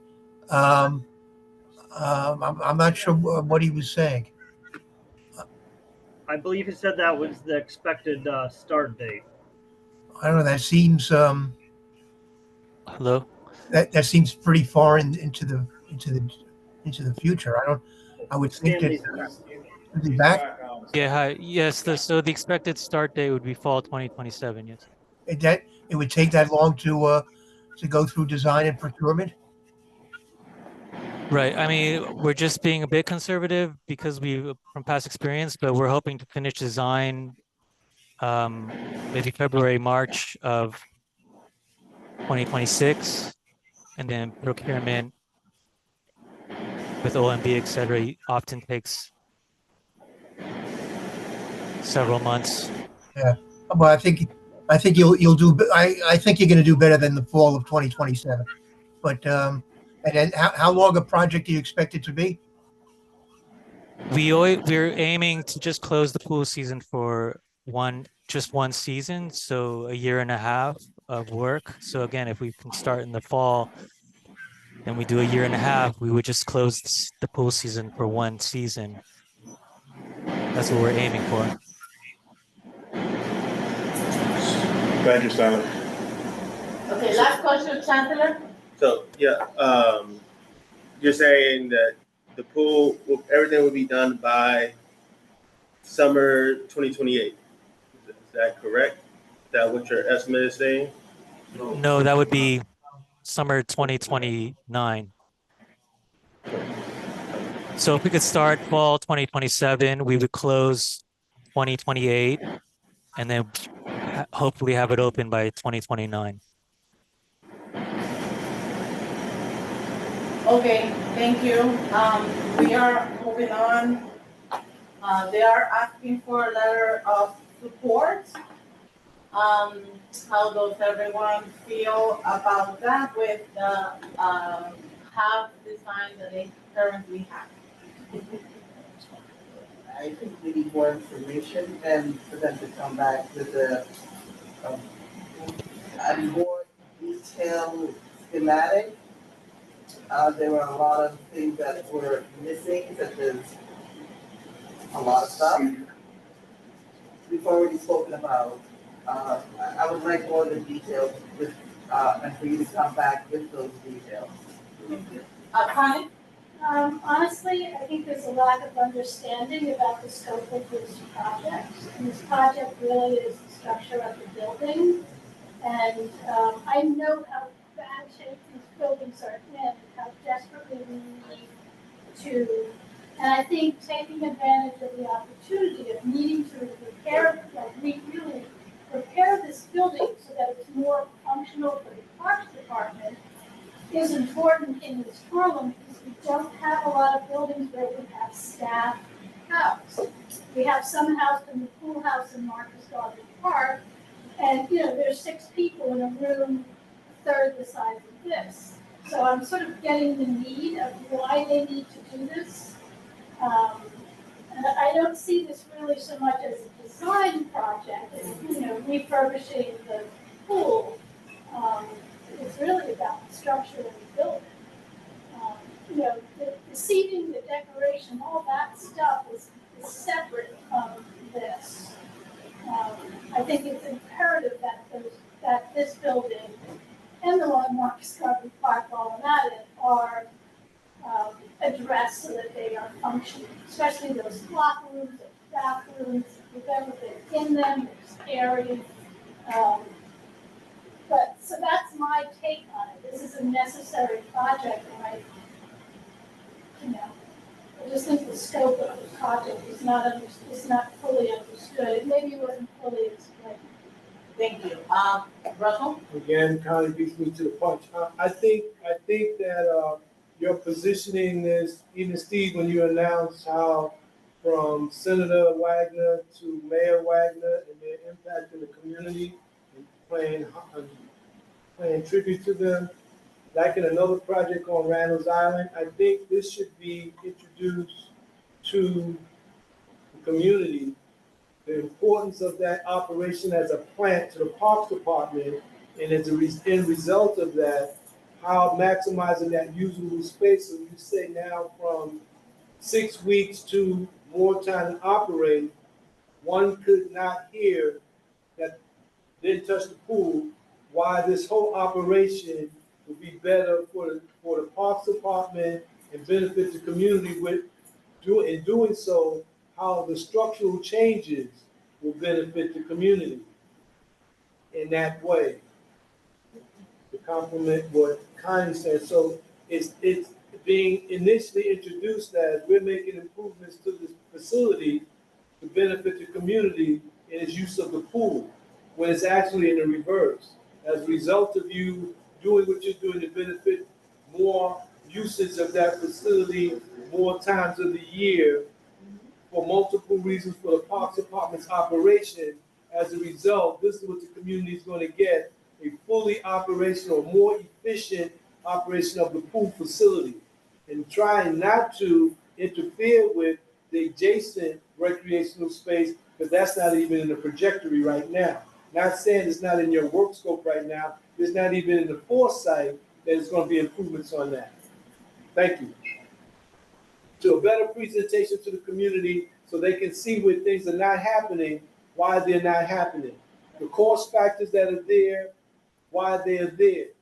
Things cost, also express to the community board why you're being cautious about projecting when the schematics, all those things that are on a regimented scale or projected scale of how much time it takes in between to get those things approved for you to design, redesign, which will have nothing to do with the community board and our input, but while you're doing what you're doing to be more efficient for the park department. I think if we can hear it that way, we can better assess our comments on what's needed and not needed. Thank you, Russell. Connie? I'm gonna make a motion that we give a letter of support. I know how much work this building needs, and I'd like to see that work done. You can make the motion, I do understand. Malik, you have the floor. I'm sorry, Chair, I'm sorry. I'm just talking to my counterpart. I love Connie, and I love where she's going at it, and I understand. But I do understand what Michelle is saying as far as how they're not, I feel like Russell was saying, the presentation does not reflect how, how you feel about the presentation. I think that's what I'm getting from what Michelle is saying, and that's what I'm getting from what you and Russell are saying as well. We're just trying to clarify. So one second, question. Is this like the final design that you guys have for us, the community board, or there's more pieces to the design that you'll come back later and let us know of? No, I mean, the intent is, I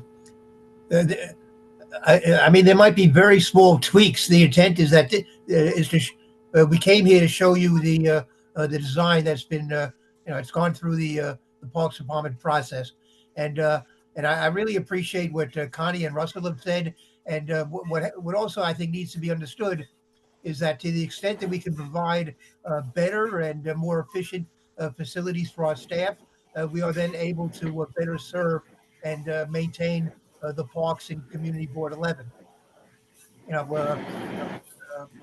Connie makes a very good point that very often we have very poor conditions for our staff, and being able to give them better office, not even an office, but better working conditions is important to being able to make sure that they can do their jobs.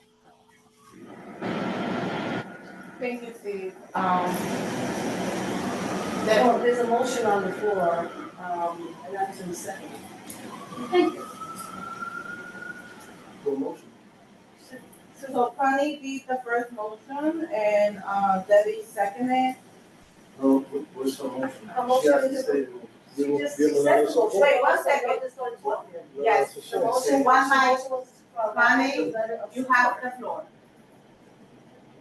I'd like to propose a motion to give the park department a letter of support for this design. And Debbie seconded. And I seconded. Okay, I abstain.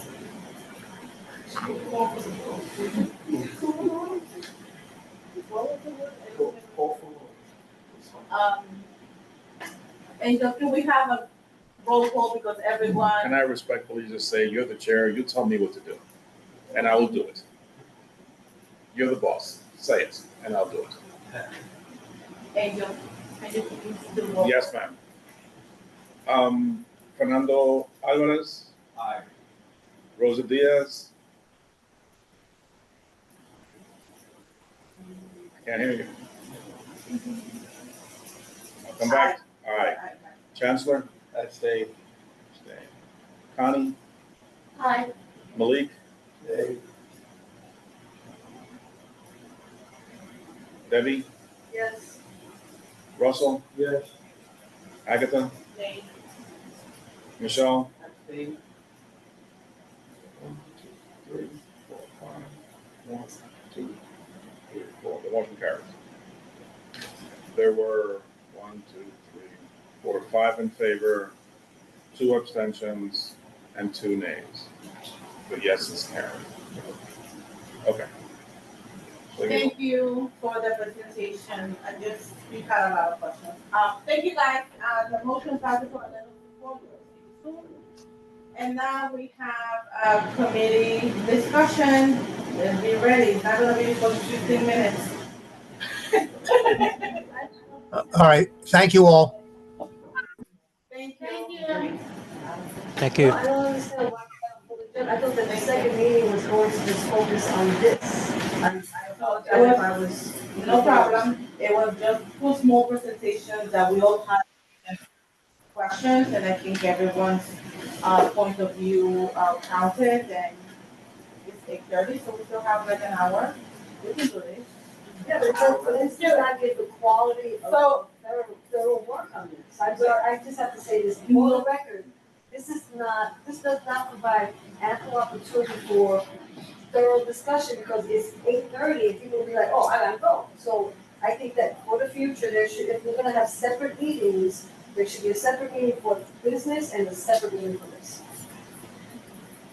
Duly noted. Angel, can we do old business real quick? Whatever you like. Oh, okay. He said respectfully, just tell him you're the boss, tell him what to do. You're the boss, Rosa, not Malik. I'm not even listening to him. Let's just stick to old business and provide the 2 letter of support for the presentation with her not last month, this month, September 4th. We heard about the reconstruction of the Eugene McKay Field at PS 79, and we also heard about the Randolph Island Park Shoreline and Pathway reconstruction with some minor technology difficulties.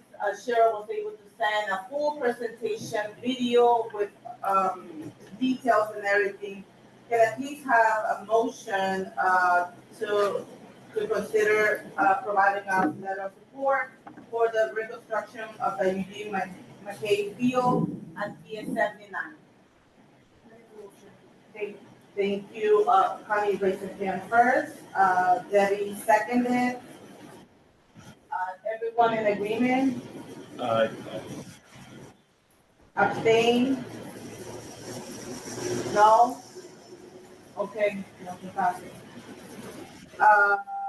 Now, can I please have a motion to provide a letter of support for the Randos Island shoreline and pathway reconstruction? Motion. Thank you, Chancellor, seconded. Thank you, Michelle. What is it? Thank you, everyone in agreement? Anyone opposing? Abstain? Okay, great, thank you guys. And now we're moving on with committee discussion for fiscal year 2027. Before we get into that. Yes. To Debbie's point, I spoke to Rosa about, and I spoke to, Sage and Jessica about possibly, moving that along the agenda. The reasons why is just to give you a little clarity, they said that the city budgets comes out in July, so it's hard for us to start the process before like in May or June, but I think we should kind of start the process. Maybe we can preliminarily have some discussions in May and June, and so that it won't be so rough on us September and October.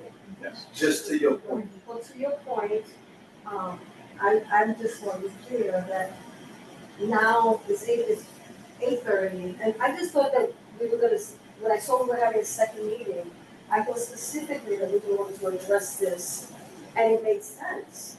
Right. You know, and let me finish, please. Yes, Because with all due respect, I'm just saying that it would have made sense just to focus on this, and, you know, if those things carry over, I had really two times, for me, it doesn't make sense to do a whole meeting and then to discuss like, and regardless of, you know, you have to go out to July, I know that, but I'm just saying, it's just, this is a lot of work.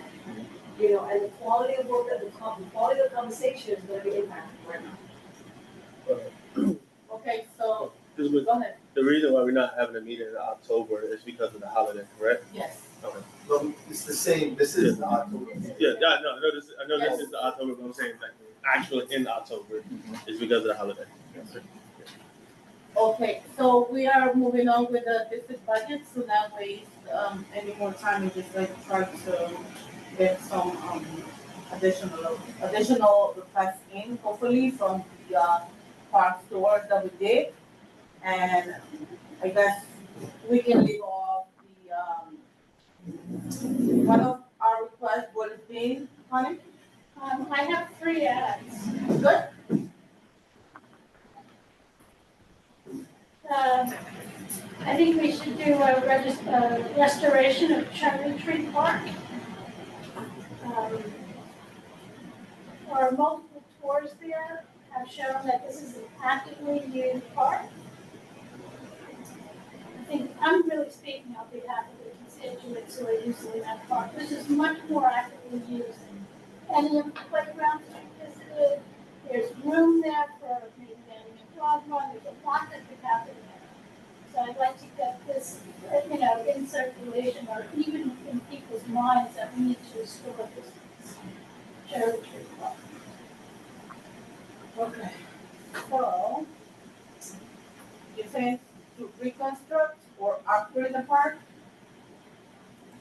A restoration of the park. It probably needs a full restoration.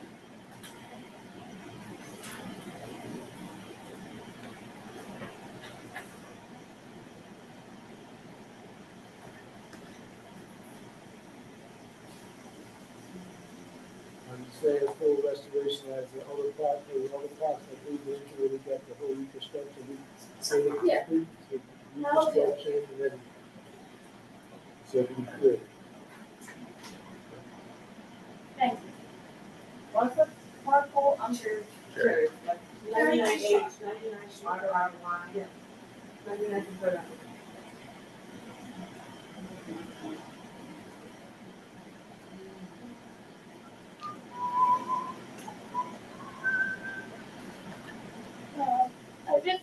Tom Jeff. The recreation center is under construction. I got a tour and all of that. Tom Jeff and Marcus Garden Park are the two recreation centers in East Harlem that have full facilities, pool, weight rooms, all of that stuff. So I think we need to, there's currently work happening on the building in Marcus Garden Park, and the roof is being put on, and some other things. I think we can maybe try to add in, so an add-in would be update the fitness equipment in the weight room. That is so old, it's probably dangerous. You said for just Marcus Garvey or for Thomas Jefferson and Marcus Garvey? Thomas Jefferson, it looks like it's already underway. Diana Ayala put in the money, and it's currently under construction, and I did a tour, and I also checked on the capital tracker. It's in the rec center or outside? Inside the rec center. So you can tell them Fritz. In Thomas Jeff, there's work going on. No, I'm asking, your rec is for Marcus Garvey. Helen Fritz, the weight room needs new equipment. Got it, okay. And can you do another line Yeah, sure. at the bottom? Can we look at, wait 1 second, I'm sorry, give me 1 second. Can we look at what we toured this summer and see what we want to add for the ones that we already saw? That we toured, like the Maywood playground and everything that. I got you, Rob. I wanted to add to Thomas Jefferson. Okay, so let's just input it rather than just talk. Let's just input it, because I will forget. Yeah, No, I agree. that's Just get it in there and. So are you asking Andrew to type it in now, what she's saying, or what you? Yeah. Okay. So I just wanted to add to, once Connie's finished with her Thomas Jefferson Park piece. Is it Marcus Garvey? It's Marcus Garvey. Yeah, that's what I thought. You're talking about Marcus Garvey said add in. Okay, I'm sorry. What you said about Thomas Jefferson, I'm lost.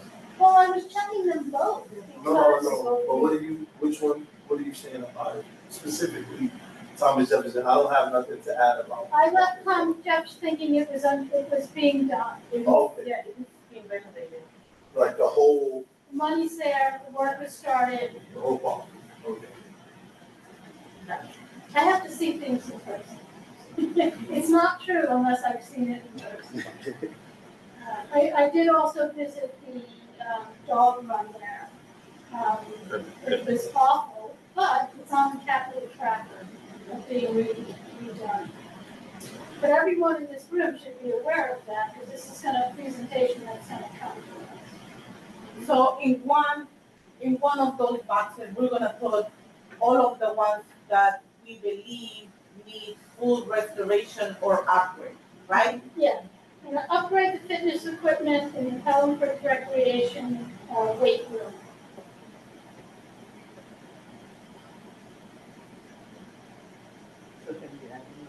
That's what I want to answer your question. No. Yeah, hey, this chair, we asked, district manager to ask him a question for clarity. Yes. It's Madam Chair. Madam Chair. Sit up straight when you address it. Is there a distinction between restoration and renovation? If I'm asking for Not to restoration, me. not to you, because in years past, probably before your tenure here, we've been having some park restoration, and now we equate that with a spruce up. Okay. So it's right there, reconstruct or upgrade a park or amenity, i.e. playground, that's the correct.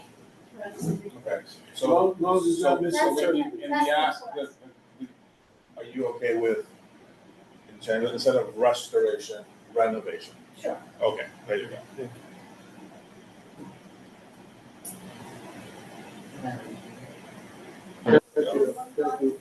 Sorry? May I add, are we Well, going the into third some one. of the details?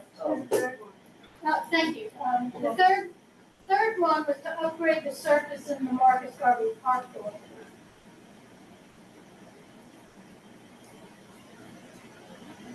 You said service? You said upgrade the Marcus Garvey service? The surface. Oh, and the dog surface. run. Surface there, dog run. You know, we have 2 dog runs in East Harlem. Tens of thousands of East Harlem residents are using Marcus Garvey Park. We need to accomplish, those are our constituents. And the local vet said that she sees constant cases of skin disease of the dogs that use the surface in Marcus Garvey Park. I am a dog lover.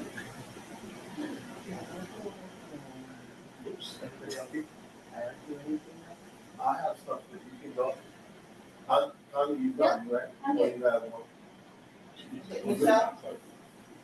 Okay, I just wanted to find out, are we making any specifics on any of these parts? Because this is a renovation. Right. Might be too, especially for Cherry Hill Park, where we. Cherry Tree, the Cherry Tree Park. We spoke with a lot of constituents there, and none of them said they wanted a dog area in that No, space. I'm just But they saying. wanted- Let her finish. Not, I didn't mean it as me, like there's possibilities there, empty space not being utilized. So the people that I spoke to, actually a few of them had said that they would like to have an adult equipment area in one of the corners that had nothing in it except for a few benches. And it had enough space against the wall and there to be art space. Yeah. And so there's definitely enough space there, but it's to add to it, to actually fence it off so that it is separate from the rest of the playground. I just want to be clear, we have to be clear of what we going to do or want, because I don't want it to be split up to, as far as being specific with Cherry Tree Park, or being generic as far as saying we want it to be fully restored. I don't care where we go, I just want us to align together with that. Yes, 1 second. Angel? Are we, or can we do one box for each of the playgrounds with specific details, or in one box to put all of them in there? You should put each part separately, and you should be very specific about what it is you want at that park. Okay. Like, Yes. all of you, except for these two, have been here for a long time, and you know that if you ask for the moon and all the stars, you are not getting anywhere close. Right. So, be realistic and ask for things very specifically. This committee does get stuff off the list. Yeah. True. When it, makes very, very good asks. So just, a little bit of caution. And since I have the mic, didn't you guys talk about this last month? No. No. We didn't, Okay. it was literally like 9:30. Okay. When All we right. got to All right. disagree. So I'm not gonna say anything else. Let's go. So, one second, can you like add me another one, because I'm like writing them in. I added 10, so there's a bunch of lines underneath. You gotta refresh your page. Oh, I see it. That's Sorry. okay. Okay, and please, one at a time, because, yes, give me 1 second, I just wanna make sure that we finish with one, because everyone is saying something different, and I'm not catching anything, and I don't want our time to be wasted. Cherry Tree. Yes, give me 1 second, my computer, I don't know. I'm saying, let's stick to that, okay? Yes, we are just speaking right now about the Cherry Tree Park. And we want what in there? Hold on.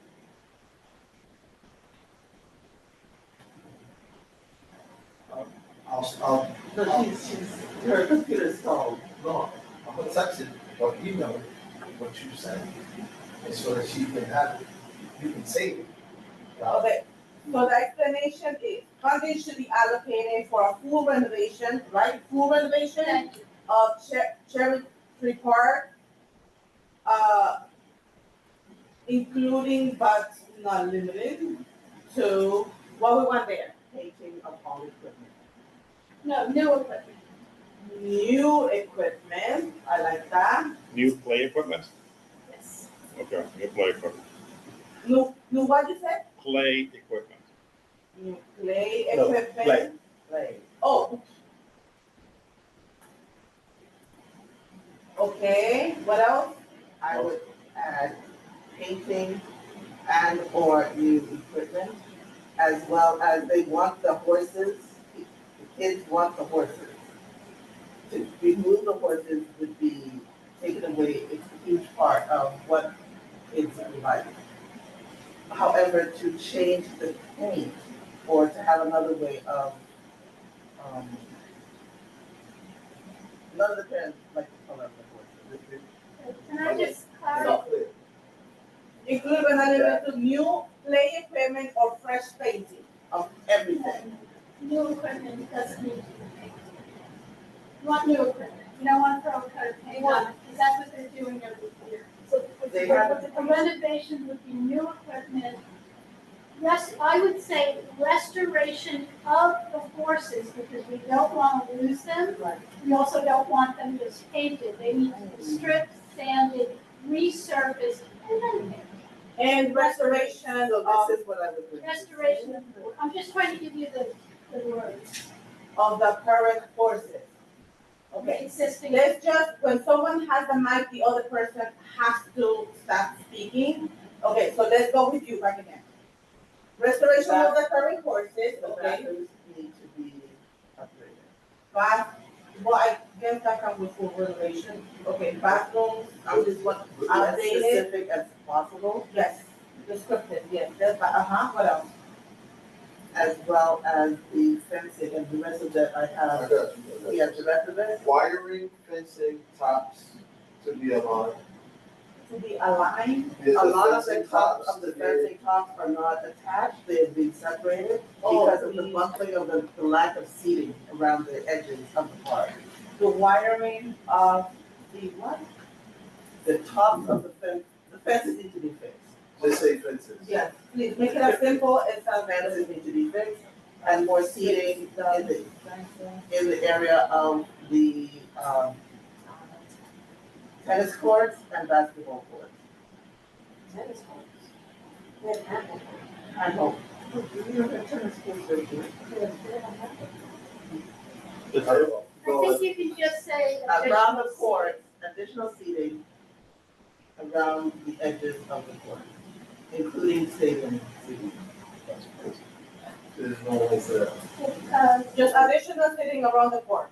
Yes, additional seating, new surfaces, I mean, that would come with the renovation That would come with the anyway. renovation. But if you do it like that, like y'all saying, so yes, we say a restoration of the whole thing, but if you give details, they may give us something of those details. They may not give us, but at least we got, like, it can be broken down. That's all I'm. Yeah, we're giving a bullet Because list. the last What time, about ADA accessibility? Is it ADA? It is. it is, that's why, that was not included. What was also the sprinkling surface area, Underneath it, it needs to be brought up, you were saying? it needs to, there's cement. The kids fall and they break arms and legs. And so, Is it working or not working? the sprinkler system is working, but it's on top of cement. And so the parents want a surface that's not as harsh, so that when they fall, it's not. I think, but Michelle, I didn't realize that you were going. I meant to just a little bit. I think they put that there because of the water and they needed to go down the drain instead of being in the, like, none of the surfaces that they have like a soft space to land. But There's no surfaces with sprinklers. But they don't have it, so coarse, when a kid falls, they automatically swing. The way that it is now, it's rough. So you mean a flat That's where surface? you grow up in. Yes. Again, we It need needs to be a new different new surface. surfaces in the entirety of the place. It's not just in one spot. So resurfacing, It needs to be resurfaced. Okay. And they would use the materials that are current for today. Okay, I don't know if there's something. Resurfacing. and then signage with no smoking requested, some signage of no smoking. It does not have no smoking signage in enough places that. Rosa, Different languages. Rosa, this is getting out of hand. Yes. We're gonna get out of here. Yes. So it's a full renovation of Cherry Tree Park. You guys send them the details outlined. Let's move on to the next thing. I wrote it all down. Yeah, this is taking forever. You're getting like, give me one Phillips head screw and one flathead screw. We'll give you on that. I mean, in the end, there's a, you know, That's everything. they meet with the community and they tell them what they want, not us. It's not our job. Yeah, but in the. So, It guys, can be in there. Let's let's move on to the next thing. So the May Grand Playground,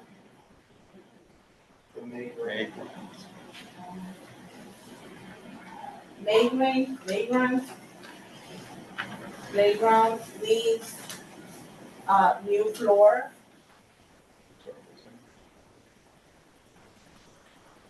And water fountain.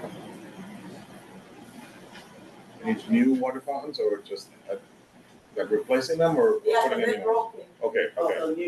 New ones, new water fountains. Question, the one that we were talking about was the Wi-Fi radar before? Cherry tree. Also, you guys already spoke about the Wi-Fi now? Yeah. Oh, okay.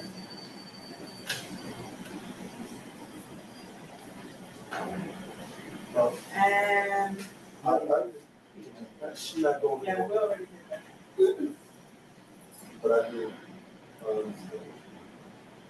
So the James Weldon Johnson Playground, we found that the sprinklers overflows and there's a lot of floating in there. And there's a bathroom. Want to include that? Can I ask a question, just to clarify? For this budget request, this isn't maintenance request, this is budget request. Am I mistaken if I say that, a broken sprinkler or something like that, that's maintenance, that's not part of the budget request? Yeah, that's right. But were we asking to replace the fountain? I mean, we can let them know that it's not working. And But it's not part of the budget. Yeah, I will take some of the ones that, are just quick fixes and send it to Steve. And, Perfect. there's one that we also visited, the Louis Collier Park, remember? There was nothing there, there were, cars parked from the Department of Transportation, NYPD, Department of Sanitation, and New York City Parks. So just to give y'all, The background. I just want to know where that's located. So I it's don't right, recognize it. that's what I'm trying to say. So literally it's in between First Avenue, Pleasant Avenue and the Drive. So it's, right now, they put that name as the park, but it looks like it's like a joint, I guess, storage space for sanitation, NYPD and DOT. There's no, specifically, there's no playground there. It's just storage. So we just want clarity, is it a park or is it for those three entities? What was the street again? It's on 124th Street and First Avenue. It's right under the RFK Bridge where you come in. Is it the end of Paladino? Yes, Paladino, that's what I'm. Yeah, I always thought that was a park. Yeah, so it says that that's our park, but there's no park. There's specifically storage or parking for them. So this is an inquiry to the park. Mainly is an inquiry to the Parks Department, who Not owns, budgeted. yeah. Well, I put full renovation, meaning like I want a full playground, I a think water you fountain, need to find out what the property is designated for, we don't know. So, you know, except when you've got 3 city agencies on one property, it's not a park. Yeah, I think we misspelled this part today. Yes, Colbert. Over there. CUV. Oh, yeah. CUVILLIER.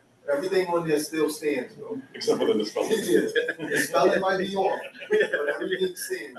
Yeah, because like when I was in search for it, I was like, this park isn't coming up. So. Okay, so we are saying that we should inquire about it before making it a capital request? Yeah. But it's on parks as a park. Yeah. It's on their website as a park. On parks as a park. Yeah, it has, Let's move on. I would, if it's on parks as a park, I would still add it saying total renovation. I think that's the salt shed. Yeah, you used to salt when I was That's younger. the salt shed. Yeah, it's the salt shed now. We got pictures of it, they show us playing basketball. That's a lot. yeah, it says, has that. But it's not for this one, it's for the water playground. We didn't get there. We're going by parks, we're going by this. The one that I am looking at this. Yeah, but you can get The art in the next one is art in the park, Alice Cornish, I think She just passed the shit say here. Okay, so it's not in order then, Yes. right? What do I pass? White playground Yeah, yeah. is the second one. I know, it's like hidden in the bottom. It's here. Yeah, Yeah, It's white part. So, yeah, I know, it's hard to know. Right, the white part, that was just recently done. The only thing is just quick fixes, my point of view. Maintenance. Yeah, just budget maintenance. request. Yeah, have the hand up. Yes. So I live next to that park, okay? And I see that park every day. And But one it's thing not, that, it's One not. second, one mic. one thing that that I notice frequently, and I think it's the issue I mentioned it previously, is the lighting at night. It's really unsafe, very, very unsafe walking in that area. I've seen stuff, I've seen people having sex, drugs, you know, like crazy stuff. And why isn't there lighting? I don't understand. For the There's past few lighting, years. access lighting, a budget request to our district manager, so that we can see. District manager, you don't really have a question. It Yes. should be immediate, like tomorrow, yesterday. Clarification if lighting can be considered a capital request. If there's no lighting, it's a capital request. If the lighting isn't working, No, that's a there's no lighting. There's no light. no lighting. It's a black hole. It's a black. And it's managed by the Department of Transportation, not the Department of Parks and Recreation. Right. Yeah. Streetlights is DOT. Yeah, it's not our.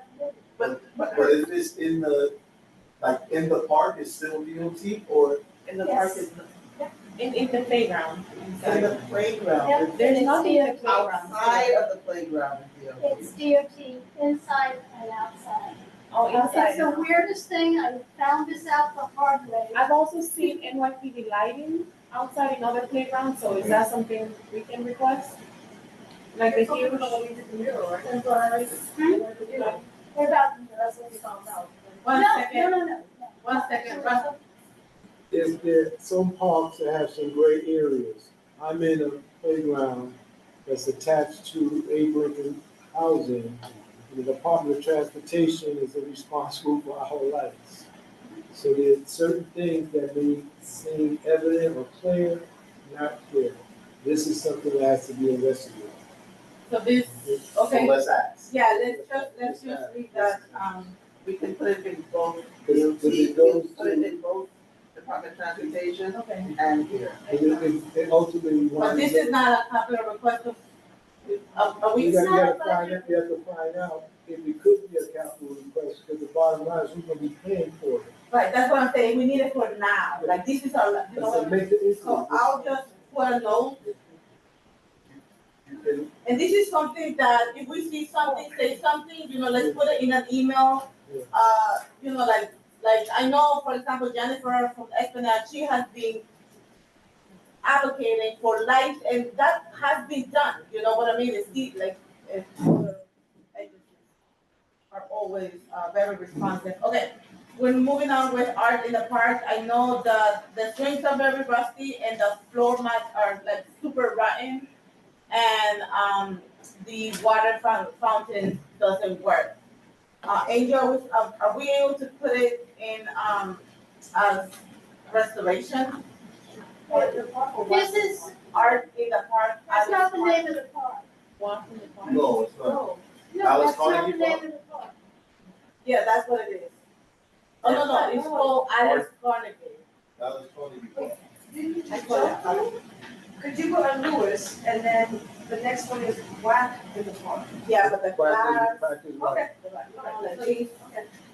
Yeah. She was saying, you're saying that she skipped it, she's saying that it's only, it's not. If it's quick fixes like Okay, that. it's quick fixes. Yeah, Okay, so I should mention that. Thank you, Debbie. No, thank you. for clarity, so that we all on the same page. I know, we all on the same page. So should we put it as, a budget request Yes, for new floor mats? full new- restoration, no, full, for Alice Carnegie Park, It's already on there. Is it? it probably is. It is. Yeah. Let's go check. It's already on there. It's in my homework.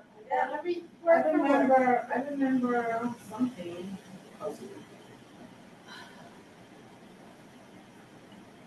Yes, it For the Immaculate Park, it says no bathroom. If we want to request a bathroom. is. So, Practice Black Park? You and I went and looked at it. We need to put back in the bathroom at 127th Street entrance to Harlem River Greenway, which would service So, Practice Practice Black Yeah. and it would be all inclusive. okay. So let's just, since I found the Alice Carnegie, it says reconstruct or upgrade a park or amenity.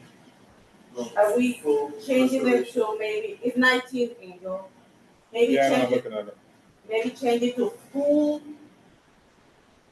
renovation, maybe, I don't know. But that's what it says, it's funding should be allocated to provide a full redesign and renovation of Alice Carnegie Triangle.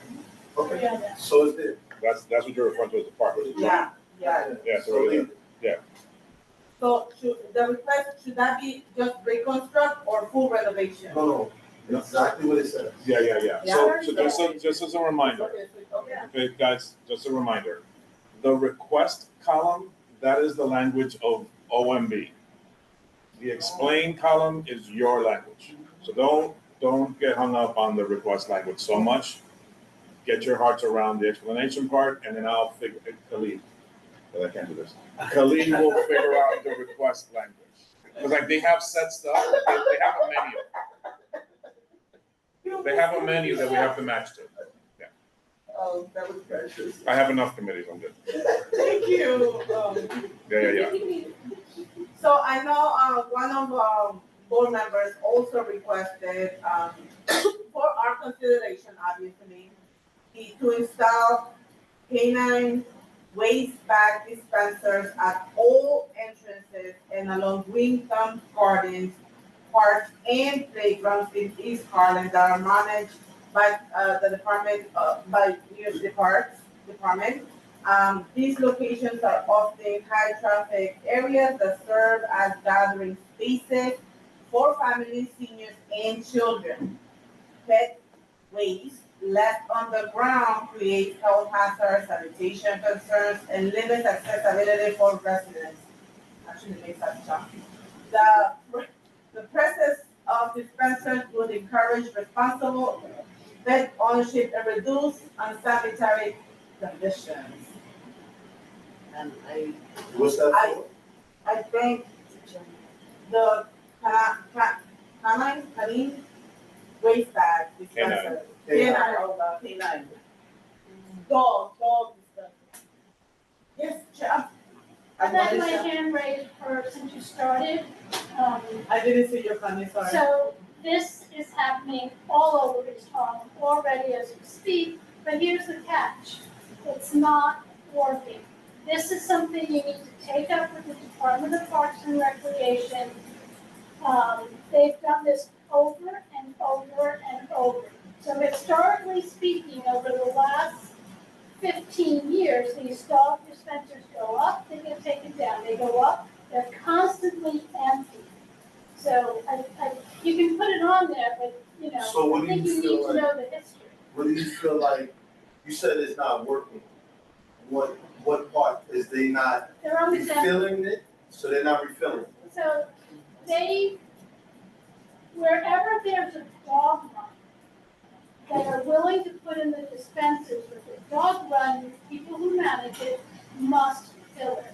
So right now, I can probably take you around and show you 20 empty dispensers in East Harlem.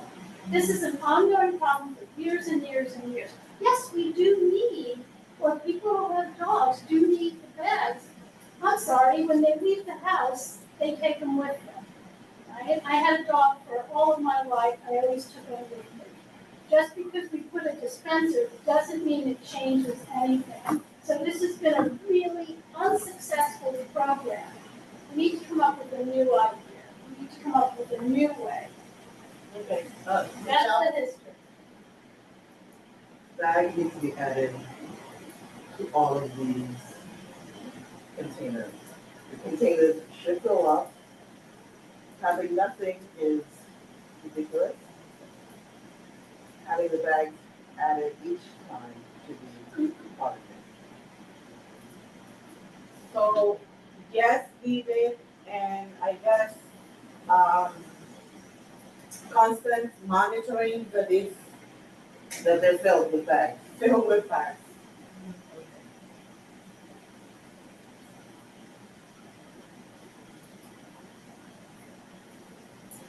Question. Right. So Yes. who usually fills those bags? Is it Parks or is it someone else? It's not Someone? parks. It's not Parks. It's not parks. That's what I'm trying to say.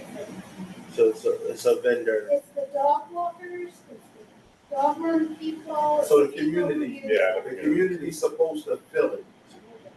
So it's a community. They say the community is supposed to fill So Parks put it up, but the community is supposed to fill it. it. Yeah. I don't know. That's Yep. what, I didn't hear So anything to say. you're making the request to the community? No, I don't think this should be on a budget request, because they're already up, they're already empty. We can add more. I think we need a better solution. So I think it maybe it's an education thing because I didn't know that it was up to the community to refill them once they got put up. If we add it in the budget request is to give Parks money to allocate some money for them to have bags so they can fill. Is that reasonable for them? Is that It becomes a maintenance issue. Parks doesn't want to maintain the dispensers. How do they do it in other communities, you know? Maybe that's like a side conversation. Sounds like. What do you think, Andy? Why don't you just call Steve and ask him if the Parks Department's gonna fill these receptacles? And I'm gonna guess it's gonna say no. But ask him, because what do I know? He knows. She's still on? No, he's gone. I They think go, he's going. Not now. that's a long day. Yeah, he's gone. I'm gonna pick up right now. Okay, should we, yes, Michelle. The boxes for anyway are not in every single. Yeah, no, we can ask. I just think the part that really needs to be addressed is the refilling of the bags. Even if they started, what's being said is that the community needs to refill it. It doesn't matter. We can still, so we can still ask for the. Let Michelle tell us what she thinks. The boxes aren't everywhere. They need to be everywhere. There needs to be a system placed saying we want them filled. What agency fills them, we need to contact. But the purpose of this is the structure needs to be placed. You can ask for the boxes. Yeah. Right, because we're able to also probably collaborate or look for partnerships where there's like non-for-profits that are able to donate and refill them. That's separate. Right. You're just talking about. Right. We're just talking about putting up The The box. boxes, Right. that's it. The box. That's it. Okay. Capital. The ask is already there. Can Yeah, we so move on we're to the not- next thing? Yeah, It's we're already not- there. Okay, so we're gonna leave it there. Okay. It's harping on the same point. Let's go. And then,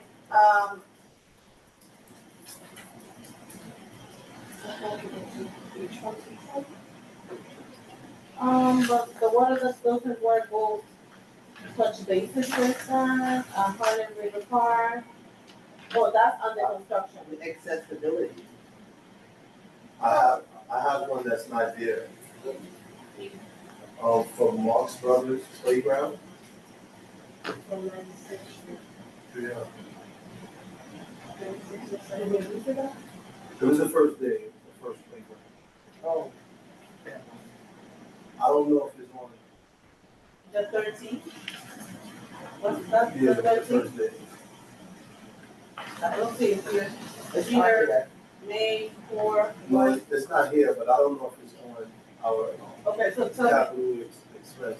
But it just needs to be fully. renovated? Yeah, but, what's the turf? Yeah, the green turf. Because it's just turf and it's being utilized how it needs to be utilized, but it's just like the turf. And, yeah, It's coming up in different places. So full renovation of The turf.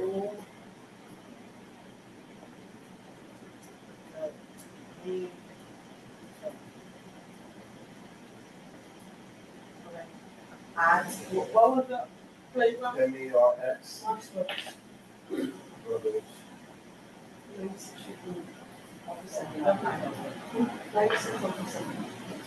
96, 97, 21st.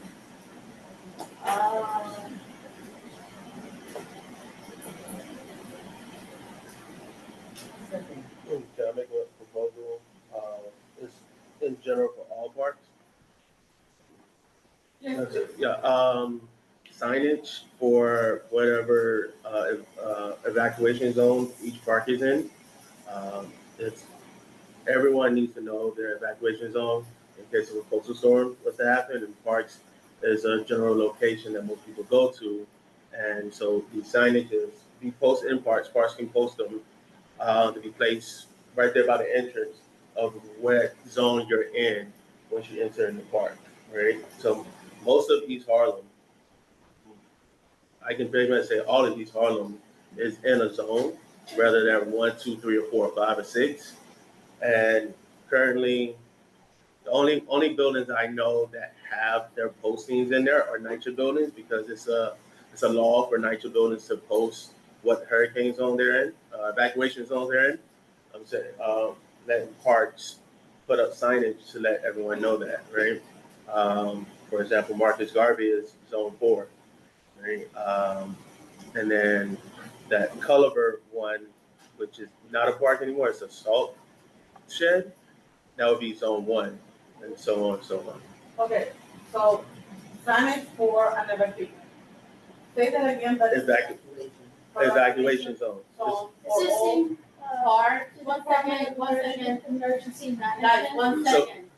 We can look into it. Signage for an evacuation zone for all parks, playgrounds. Yeah, so anywhere there's a park location. Yes, it is partially emergency management. Community gardens So- also. Yes, yep. Community gardens as well. So it can be a collaboration with, because emergency management, NISM, does really tell you where they are, and you can go to their website and tell you, but parks are the ones that have to put the signage. They don't have to be ones to pay for the signages, similar to when the city. It does not. I'm gonna let you know how I know this, because I work at NYCHA, and when city council passed that law, it didn't come from Department of Emergency NISM to put those signages up. It came out of NYCHA's budget to put those signages up, and that's how it's going to be moving forward. They're going to want the actual departments to do that themselves. I know this. I'm in those conversations. Sure, we need to make an inquiry. Yeah, Okay, Hey, so could you- Chancellor, talk to me so I can put it in here. Yes, Like specifically, like, you want signage signage, for an evacuation zone for all parks, playgrounds, community gardens, to let the community know where to be safe. Evacuation signage control. for, like what zone they're actually in. Right. When- Evacuation, yeah. Evacuation signage with zoning. Yeah, the zone information. And another one, sir.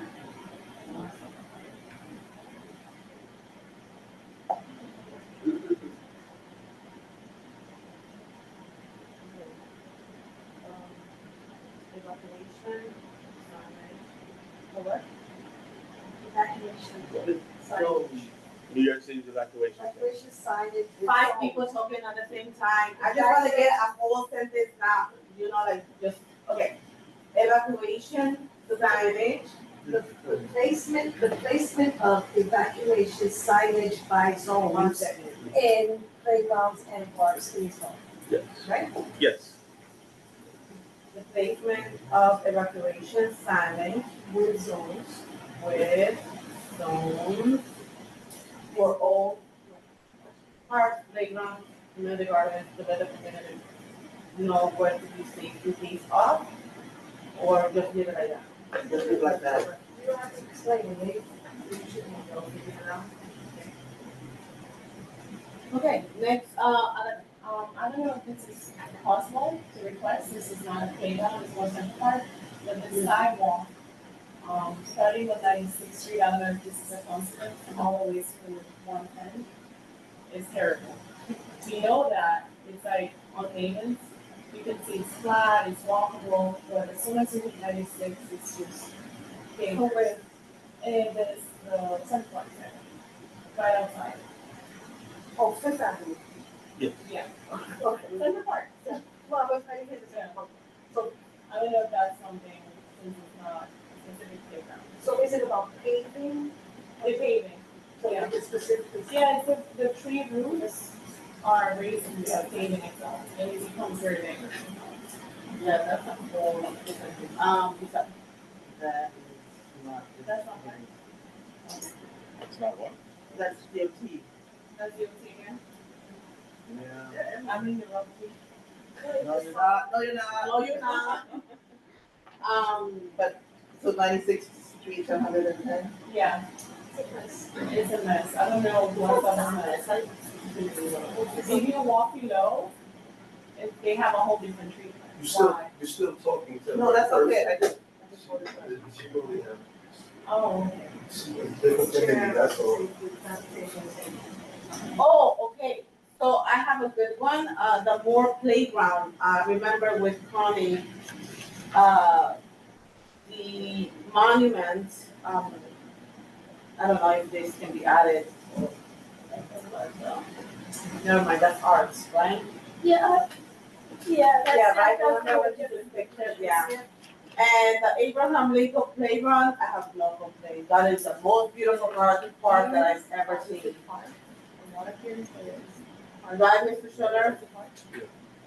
The Abraham Lincoln Playground? I have a question for Angel. Angel, when I did my renovation, I had already paid for something that they didn't put up, and then when it was over, they lost the money.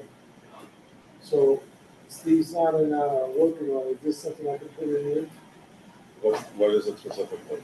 The video scoreboard. Is it funded? Yeah, I had it paid for. When I met with Mitch, Commissioner, I asked him, we knew in 2017 and 2019 that it was gonna, park was gonna be renovated.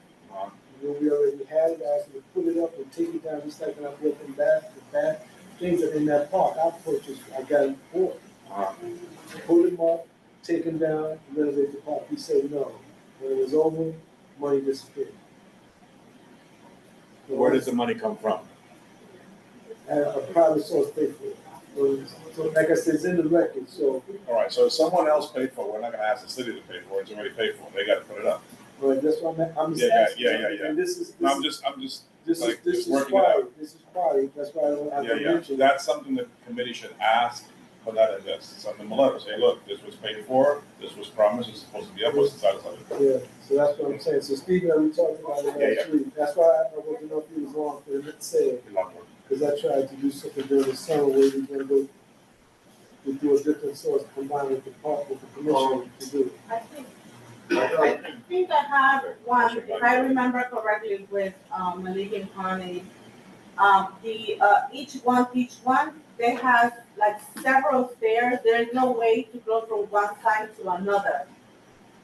Remember when we had to go in 127, we went up the stairs and went around, and there was nowhere to cross from one playground to the other, well, not playground, the park to the other park. It is, it's just not there. It's on 129th Street. So on 129th Street, we could go over to the basketball courts. Yeah, but it should be more accessible. It wouldn't be, that's the only way, I mean, forever, that bridge. That's been a matter right, that's when they put it there. Yeah. We used to run across the highway to get to that park. They put that bridge there. It's also Yeah. Yes, I got that. Then they put it on 128th. On the school board, I remember someone brought up Pier 107. Pier 107. It needs like It's gonna be. I think it said there was no funding for that, or they were not. For 107, yeah, but like right after it. Yeah. 114. So 114 to 117. That's But 107, yeah, to but 114 is on the works. Before you joined the board, we had CBitas doing, letter of support, requests to all different organizations so they can get it funded.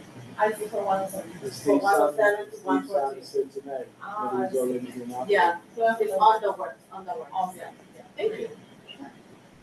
Could we add in that bathroom at 127th Street, the entrance to the Holland River Greenway, the comfort station? Steve Simon last year asked us to put it back in, so I think that's a sign that it needs to be in there. Okay. So full bathroom with ADA accessibility. Comfort station at the entrance to the Holland River Greenway. And all comfort stations that are built have to have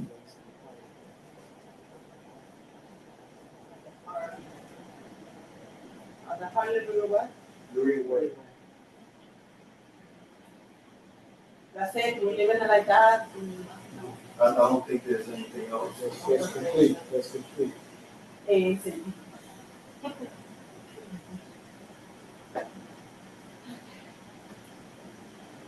Done? I believe we are 11 done is 11 with o'clock. We're gonna Same. several. Yeah, we finished literally like last time, 7. I mean, 7. This is open now, so we. Yeah. Don't worry. Oh, wait 1 second. Don't worry about them bickering. It's Sorry. okay. Yeah, it's all right. We don't have, we already did old business, we don't have new business. Hold on a second. Sorry, Rosa, yes. okay. So, Oh, I did forgot. you all already decide what to do with your pre-existing requests? So you're in Okay. session. All right, so tonight, hopefully in the next minute, you're gonna say that whether or not you're gonna keep all these and whether you're agreeing to add all the ones that you wrote down. Right, So that's 14, including the old ones. okay, so that, are we revising this one, explanation? Oh, yeah. That is the first one. No, this is the first one? Yeah, the first one. Provide Yeah, funding. it's only the first one, so you're committed. You don't have to read it, just. I mean, we have to revise it because the agency cannot accommodate, resubmit the request. So we have to revise it somehow. That was the recommendation, but we don't have to. No, I wanted to see it here, so you're fine. Oh, So, from my understanding, when Khalid, when we did this last year, if it was for a specific agency, the request, we would take it off of our request. We would ask the specific agency that it belongs to. I'm not saying that that's what we have to do this year. I'm saying that's what we did last year. So if we need to upgrade the sanitation, if we're upgrading sanitation, garages, we need to ask sanitation. We don't need to ask. No, you see the staff note, it says build stronger case for request. Okay, so, all right, I'll try to save your guys' lives here. Okay, All right, so this is a request that's been being asked for a million years. Yes. This started from community concerns about the garage that used to be on 99th Street, the M11 garage. And concern about the M10 garage, which is up on 130 something and Park Avenue, right? So since the sanitation, you guys should all know this, since sanitation would not move for a long time off of 99th Street, we asked for them, okay, if you're not gonna move and move 10 out of our district to where it belongs, then build us a brand new garage that consolidates both of those things. What sanitation did was they built a new garage for the M11 garage on 127th Street, and they've done nothing about M10. So the question that I have for you all, because this has been here forever, is do you want to keep asking for this consolidated garage? Because where we've landed with the Department of Sanitation after many, many years, and they're, this was supposed to be supposedly a commitment in the East Harlem Points of Agreement that came out of the rezoning, that they would give us this garage. They had this community advisory group thing that met forever and heard proposals from the community for where to locate this consolidated thing. Every recommendation that was made to the Department of Sanitation, they found issue with. So we ran out of places. So we're just stuck. So my question is, since we already have a new garage for M11, do we still want to keep asking for the consolidated garage? Or because nobody in the entire time that I have worked here has ever called here complaining about the M10 garage.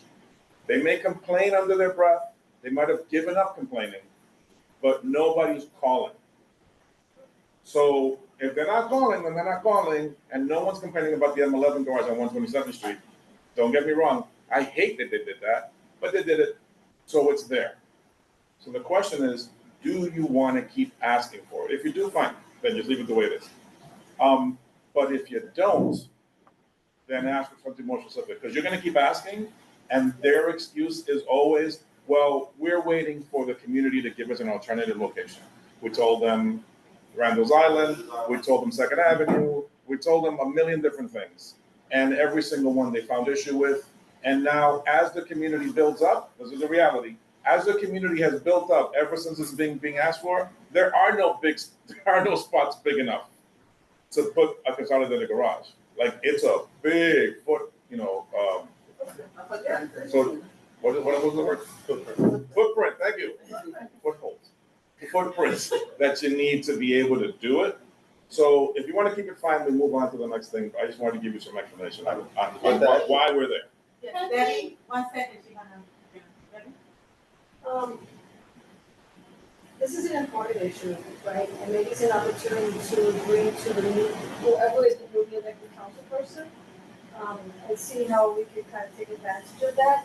Because right now this is dead, right? So maybe there's an opportunity to explore that. So leave it. Or leave it. Yeah, leave it, but think about it and figure out if you want to change it. Right. Because no one's asking. Right. Connie, Hannah. Can we ask, this is just a question, can we ask for specific upgrades to the new facility, like perhaps do a green roof on it? Make it more environmentally friendly for East Harlem? So the thing that's on 127th Street? Yeah, that's used by 10. No. No. The one on 127 is the M11 garage. So it's an open parking lot, and then they built a small building. So we could ask something, but it's There small. seems to be a lot of building. I mean, we've walked around it so many times now, it's just walls and walls of building. Yeah, but most of that is some other function. Yeah, the leftover of whatever the inherited Potemkin is. So like for DSNY, it's just that open parking lot, and then there's a small building next to it. That's all sanitation has. The rest of that's the same color, but it's not theirs. So what happens here is that the community board changes too many times. So we're talking about, with my proposal 100 years ago, to put it on Randall's Island. We're talking about 107th Street was a problem. Potamkin Auto Dealership was where they wanted to move it to, but still, a large parcel on 132nd Street and Park Avenue to 131st Street, all the way over to Lexington Avenue, it's all sanitation. There was a proposal to a real estate deal to be able to take that block on 131st, 30th, 31st Street and put a complex there to move it somewhere else. So when we change so many times, so when I leave the board, a lot of information is going to go because it's historical. Randall's Island had a space. I proposed on the north, that most of us that don't know, Manhattan Island below Wall Street is landfill. So I'm saying on the remote part of the northeast part, which was ridiculous when they thought I said it back in whatever that year was, the remote part of Randall's Island, the northeast part, consolidate and build landfill and build it out. And then it came back, it was the last year, when the Parks Department wanted to use a part of that over there, and we brought it up. So there are things, if we don't mention it, what Angel just said, there's no place big enough to consolidate them. So if the consolidation is going to be spoken about, it has to be revisited that way. And when we talk about, if we now blank out and talk about restoring or upgrading what's on 127th Street, we still have that massive block that's still harboring community board 10 sanitation. And then we try to put it on top of Manhattan and Inwood, Inwood or what's that before Inwood? Washington Heights. Washington Heights over there, they rejected it. They just said no, but it was closer to community board 10. So we got an issue if we keep it. So where if we take it off, then it'll be forever forgotten. I'm sorry, my hand got here in front of me. That's okay. So, please, let's get out of here. Leave it there. Yeah. It's a big conversation. Please have it, but not tonight because we'll be at the 4 in the morning. Because it says revised, like I don't know. Yeah. That's just Khalid's suggestion. It's up to you guys if you're clear on what the revision is. If you're not, then leave it the way it is. Yeah, let's just go to the remove one. Connie? I was just gonna say, can we just go through one by one and very quickly, like, number 9 says remove. Right. Actually, when I read it, I agree. Okay. Number Yeah. Conduct a feasibility study about creating a green construction corridor along East 106th Street as conceptualized, discussion plan for receiving responding in addition, study catchment basin in DOT, determining if the sewer system are in need of upgrading, and study street grading, a median island with DOT. Work with DSY for trash issues, preventing flooding, street drains, discarded experiences, streams, flood risk at the edge and within the interior of the district, et cetera, Connie? So I'm just assuming, because this was sent to us multiple times as previously, that everyone has already read through all of these items and has an opinion, and that we could just quickly go through and you can agree or disagree, and at least we'll get to. The staff note says that we can actually, if you see something, call 311 and report it. So are we only going to remove that, keep it moving?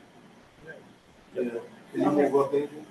I'm just following the order. Let's go to 14. I'm on the wrong thing. 14? 14. Yeah, so we're gonna remove that, then. All right, so removing 9. Are you able to put a note saying to remove it? Yes. So 9, we're removing.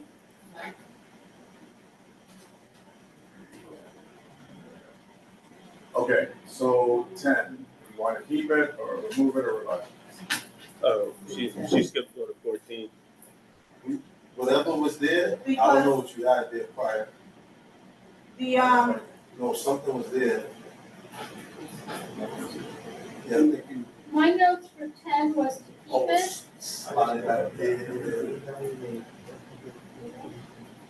you move it a little bit, maybe? we had a presentation last month. Yeah, there we go. Which one are you on?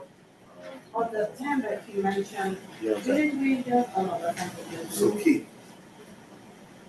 Let's keep it and see what the agency responses to us, because we need to know. Yeah, we checked it out and found a couple of, renovations needed, so we should definitely keep it. Okay. And we're moving on with, 12, my note, I wrote to remove.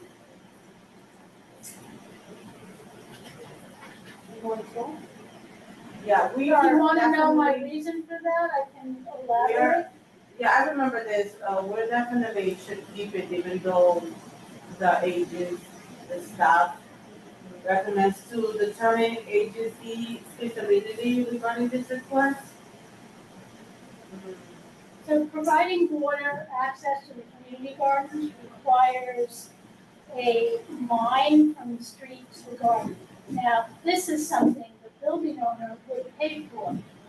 These lots are on loan to the community gardens until they are sold to the builder. So I would question, why would the city go to that expense when it's actually going to be picked up by whoever buys that lot, that vacant property? Tanya, these all green thumbs or non-green thumbs? These are, I think they're all community green thumbs. Yeah, Green no. thumbs. Yeah, they're green thumbs. So the green thumbs are not gonna be the thumbs. Yeah. I mean, at this time, Yeah. No, they're preserved, it's parkland, so they It's can't, parkland, so he's saying they're not gonna be. permanently, unless they're, what's that word, when you work with park? I can't think of it right now. What's that damn word? Michelle has a question? Yeah. So the question I just want How's that work? to has water, So keep. supply. Let's just, keep it and see what how the agency responds. let's have Michelle finish her sentence. Water supply is necessary for community gardens. I would want to keep it. If they're green thumb or if they're near preservation, they are the ones that would help to initiate the water to the gardens. However, to take it off would mean that it won't happen.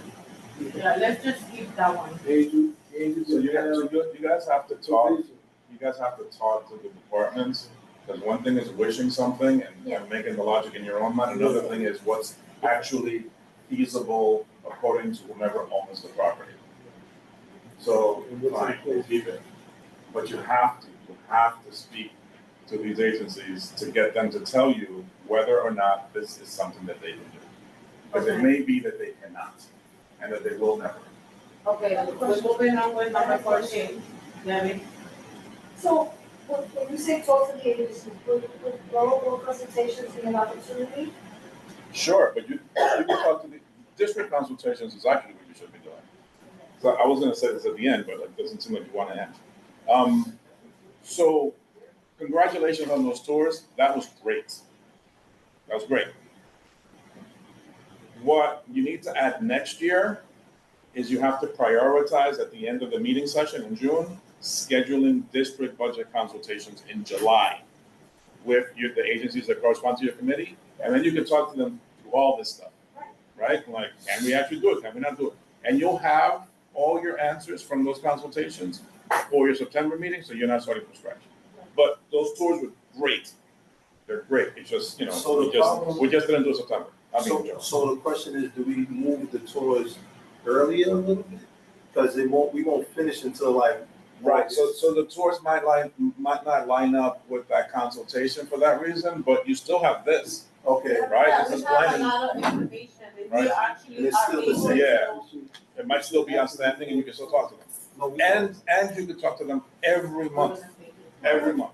Every time that Steve comes and begs you to add something to your meeting at the end of at the last second, then before you entertain his request, be like, well, I got 5 questions for you. and then. So what Okay. I'm gonna do, Malik, can you send me the rest that I don't have? I got it. And I'm gonna include the same thing that you all have. I'm gonna send it to Steve and see what he's able to do, and maybe do like a side conversation, and if anyone wants to join us. I'm not sure. So let's do number 14. Roland, did you type this here, this revised 923? No, right? I added the yellow one. Okay. I didn't touch anything else, just the yellow one. Oh, on the bottom, so look Yeah. at this. So where? This stuff here. Okay, All right, so I'm gonna delete it, I don't know what the hell that is. This should be blank. What do you wanna do with the E20, T20? They're saying it's like a maintenance thing. I agree. The lights aren't working. However, the E20, we if can. we have a bathroom, is here. Yeah, I think it's too tiny for a bathroom, but yeah, this is where if you see something, call 311 and report it because we get those calls. So let's remove that one. Which one is that? Number 14. And the 17 is, I believe that's, no. This is the playground. This is not the pool. Where's the playground? Yeah, this is one of the businesses that we did on the tour. That playground needs a lot of restoration. What is A lot of love. It just needs to be a playground. You actually have people For more information, I didn't give an answer, so keep it, that's ridiculous. Yeah, let's keep it, let's keep it. And 19, yes. Steve owes you like an answer, that's not an answer. Yeah.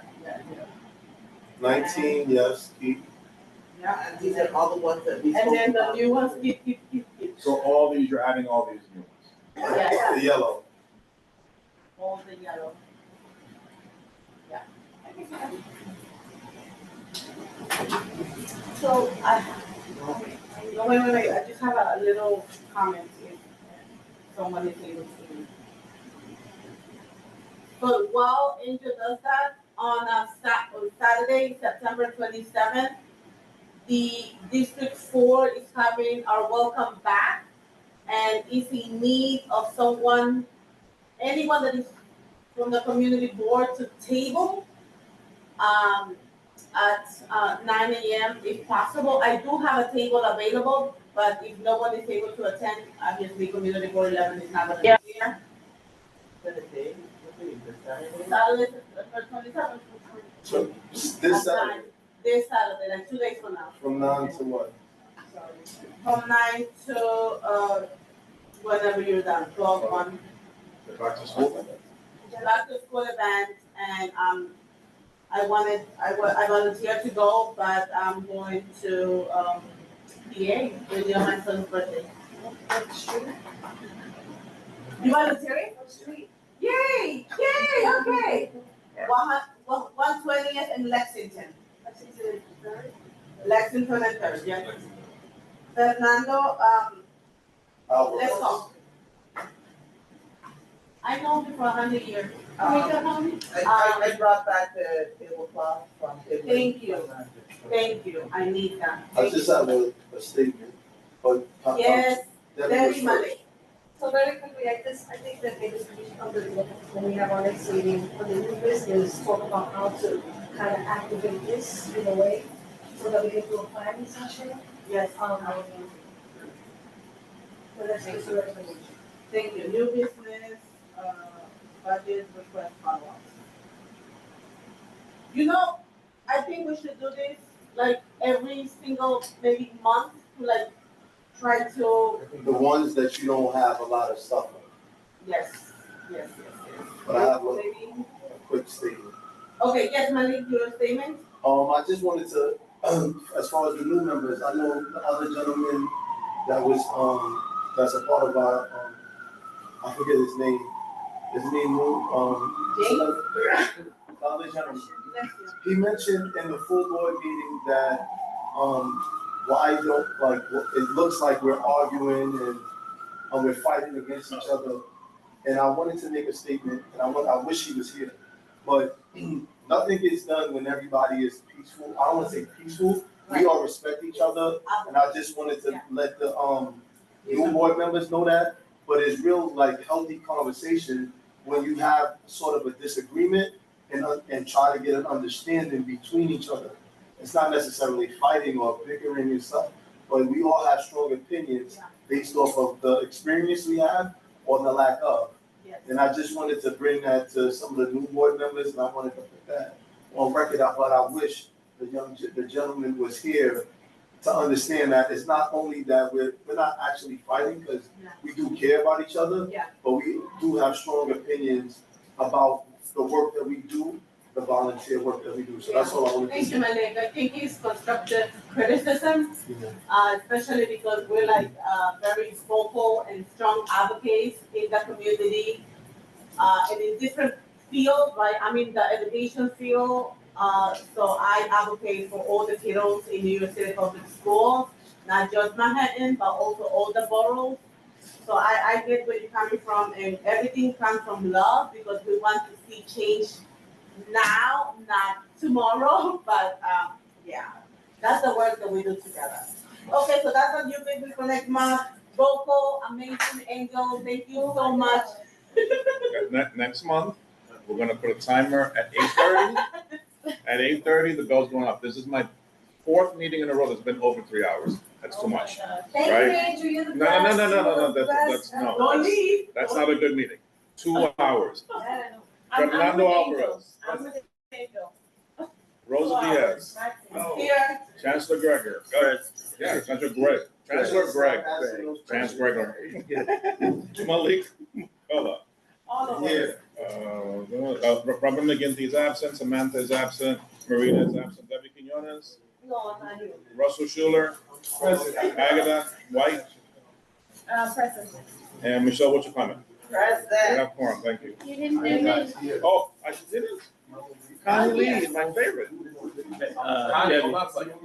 Is it, what is it, that Halloween master right here? No, that's the 25th. Meeting is adjourned as well as our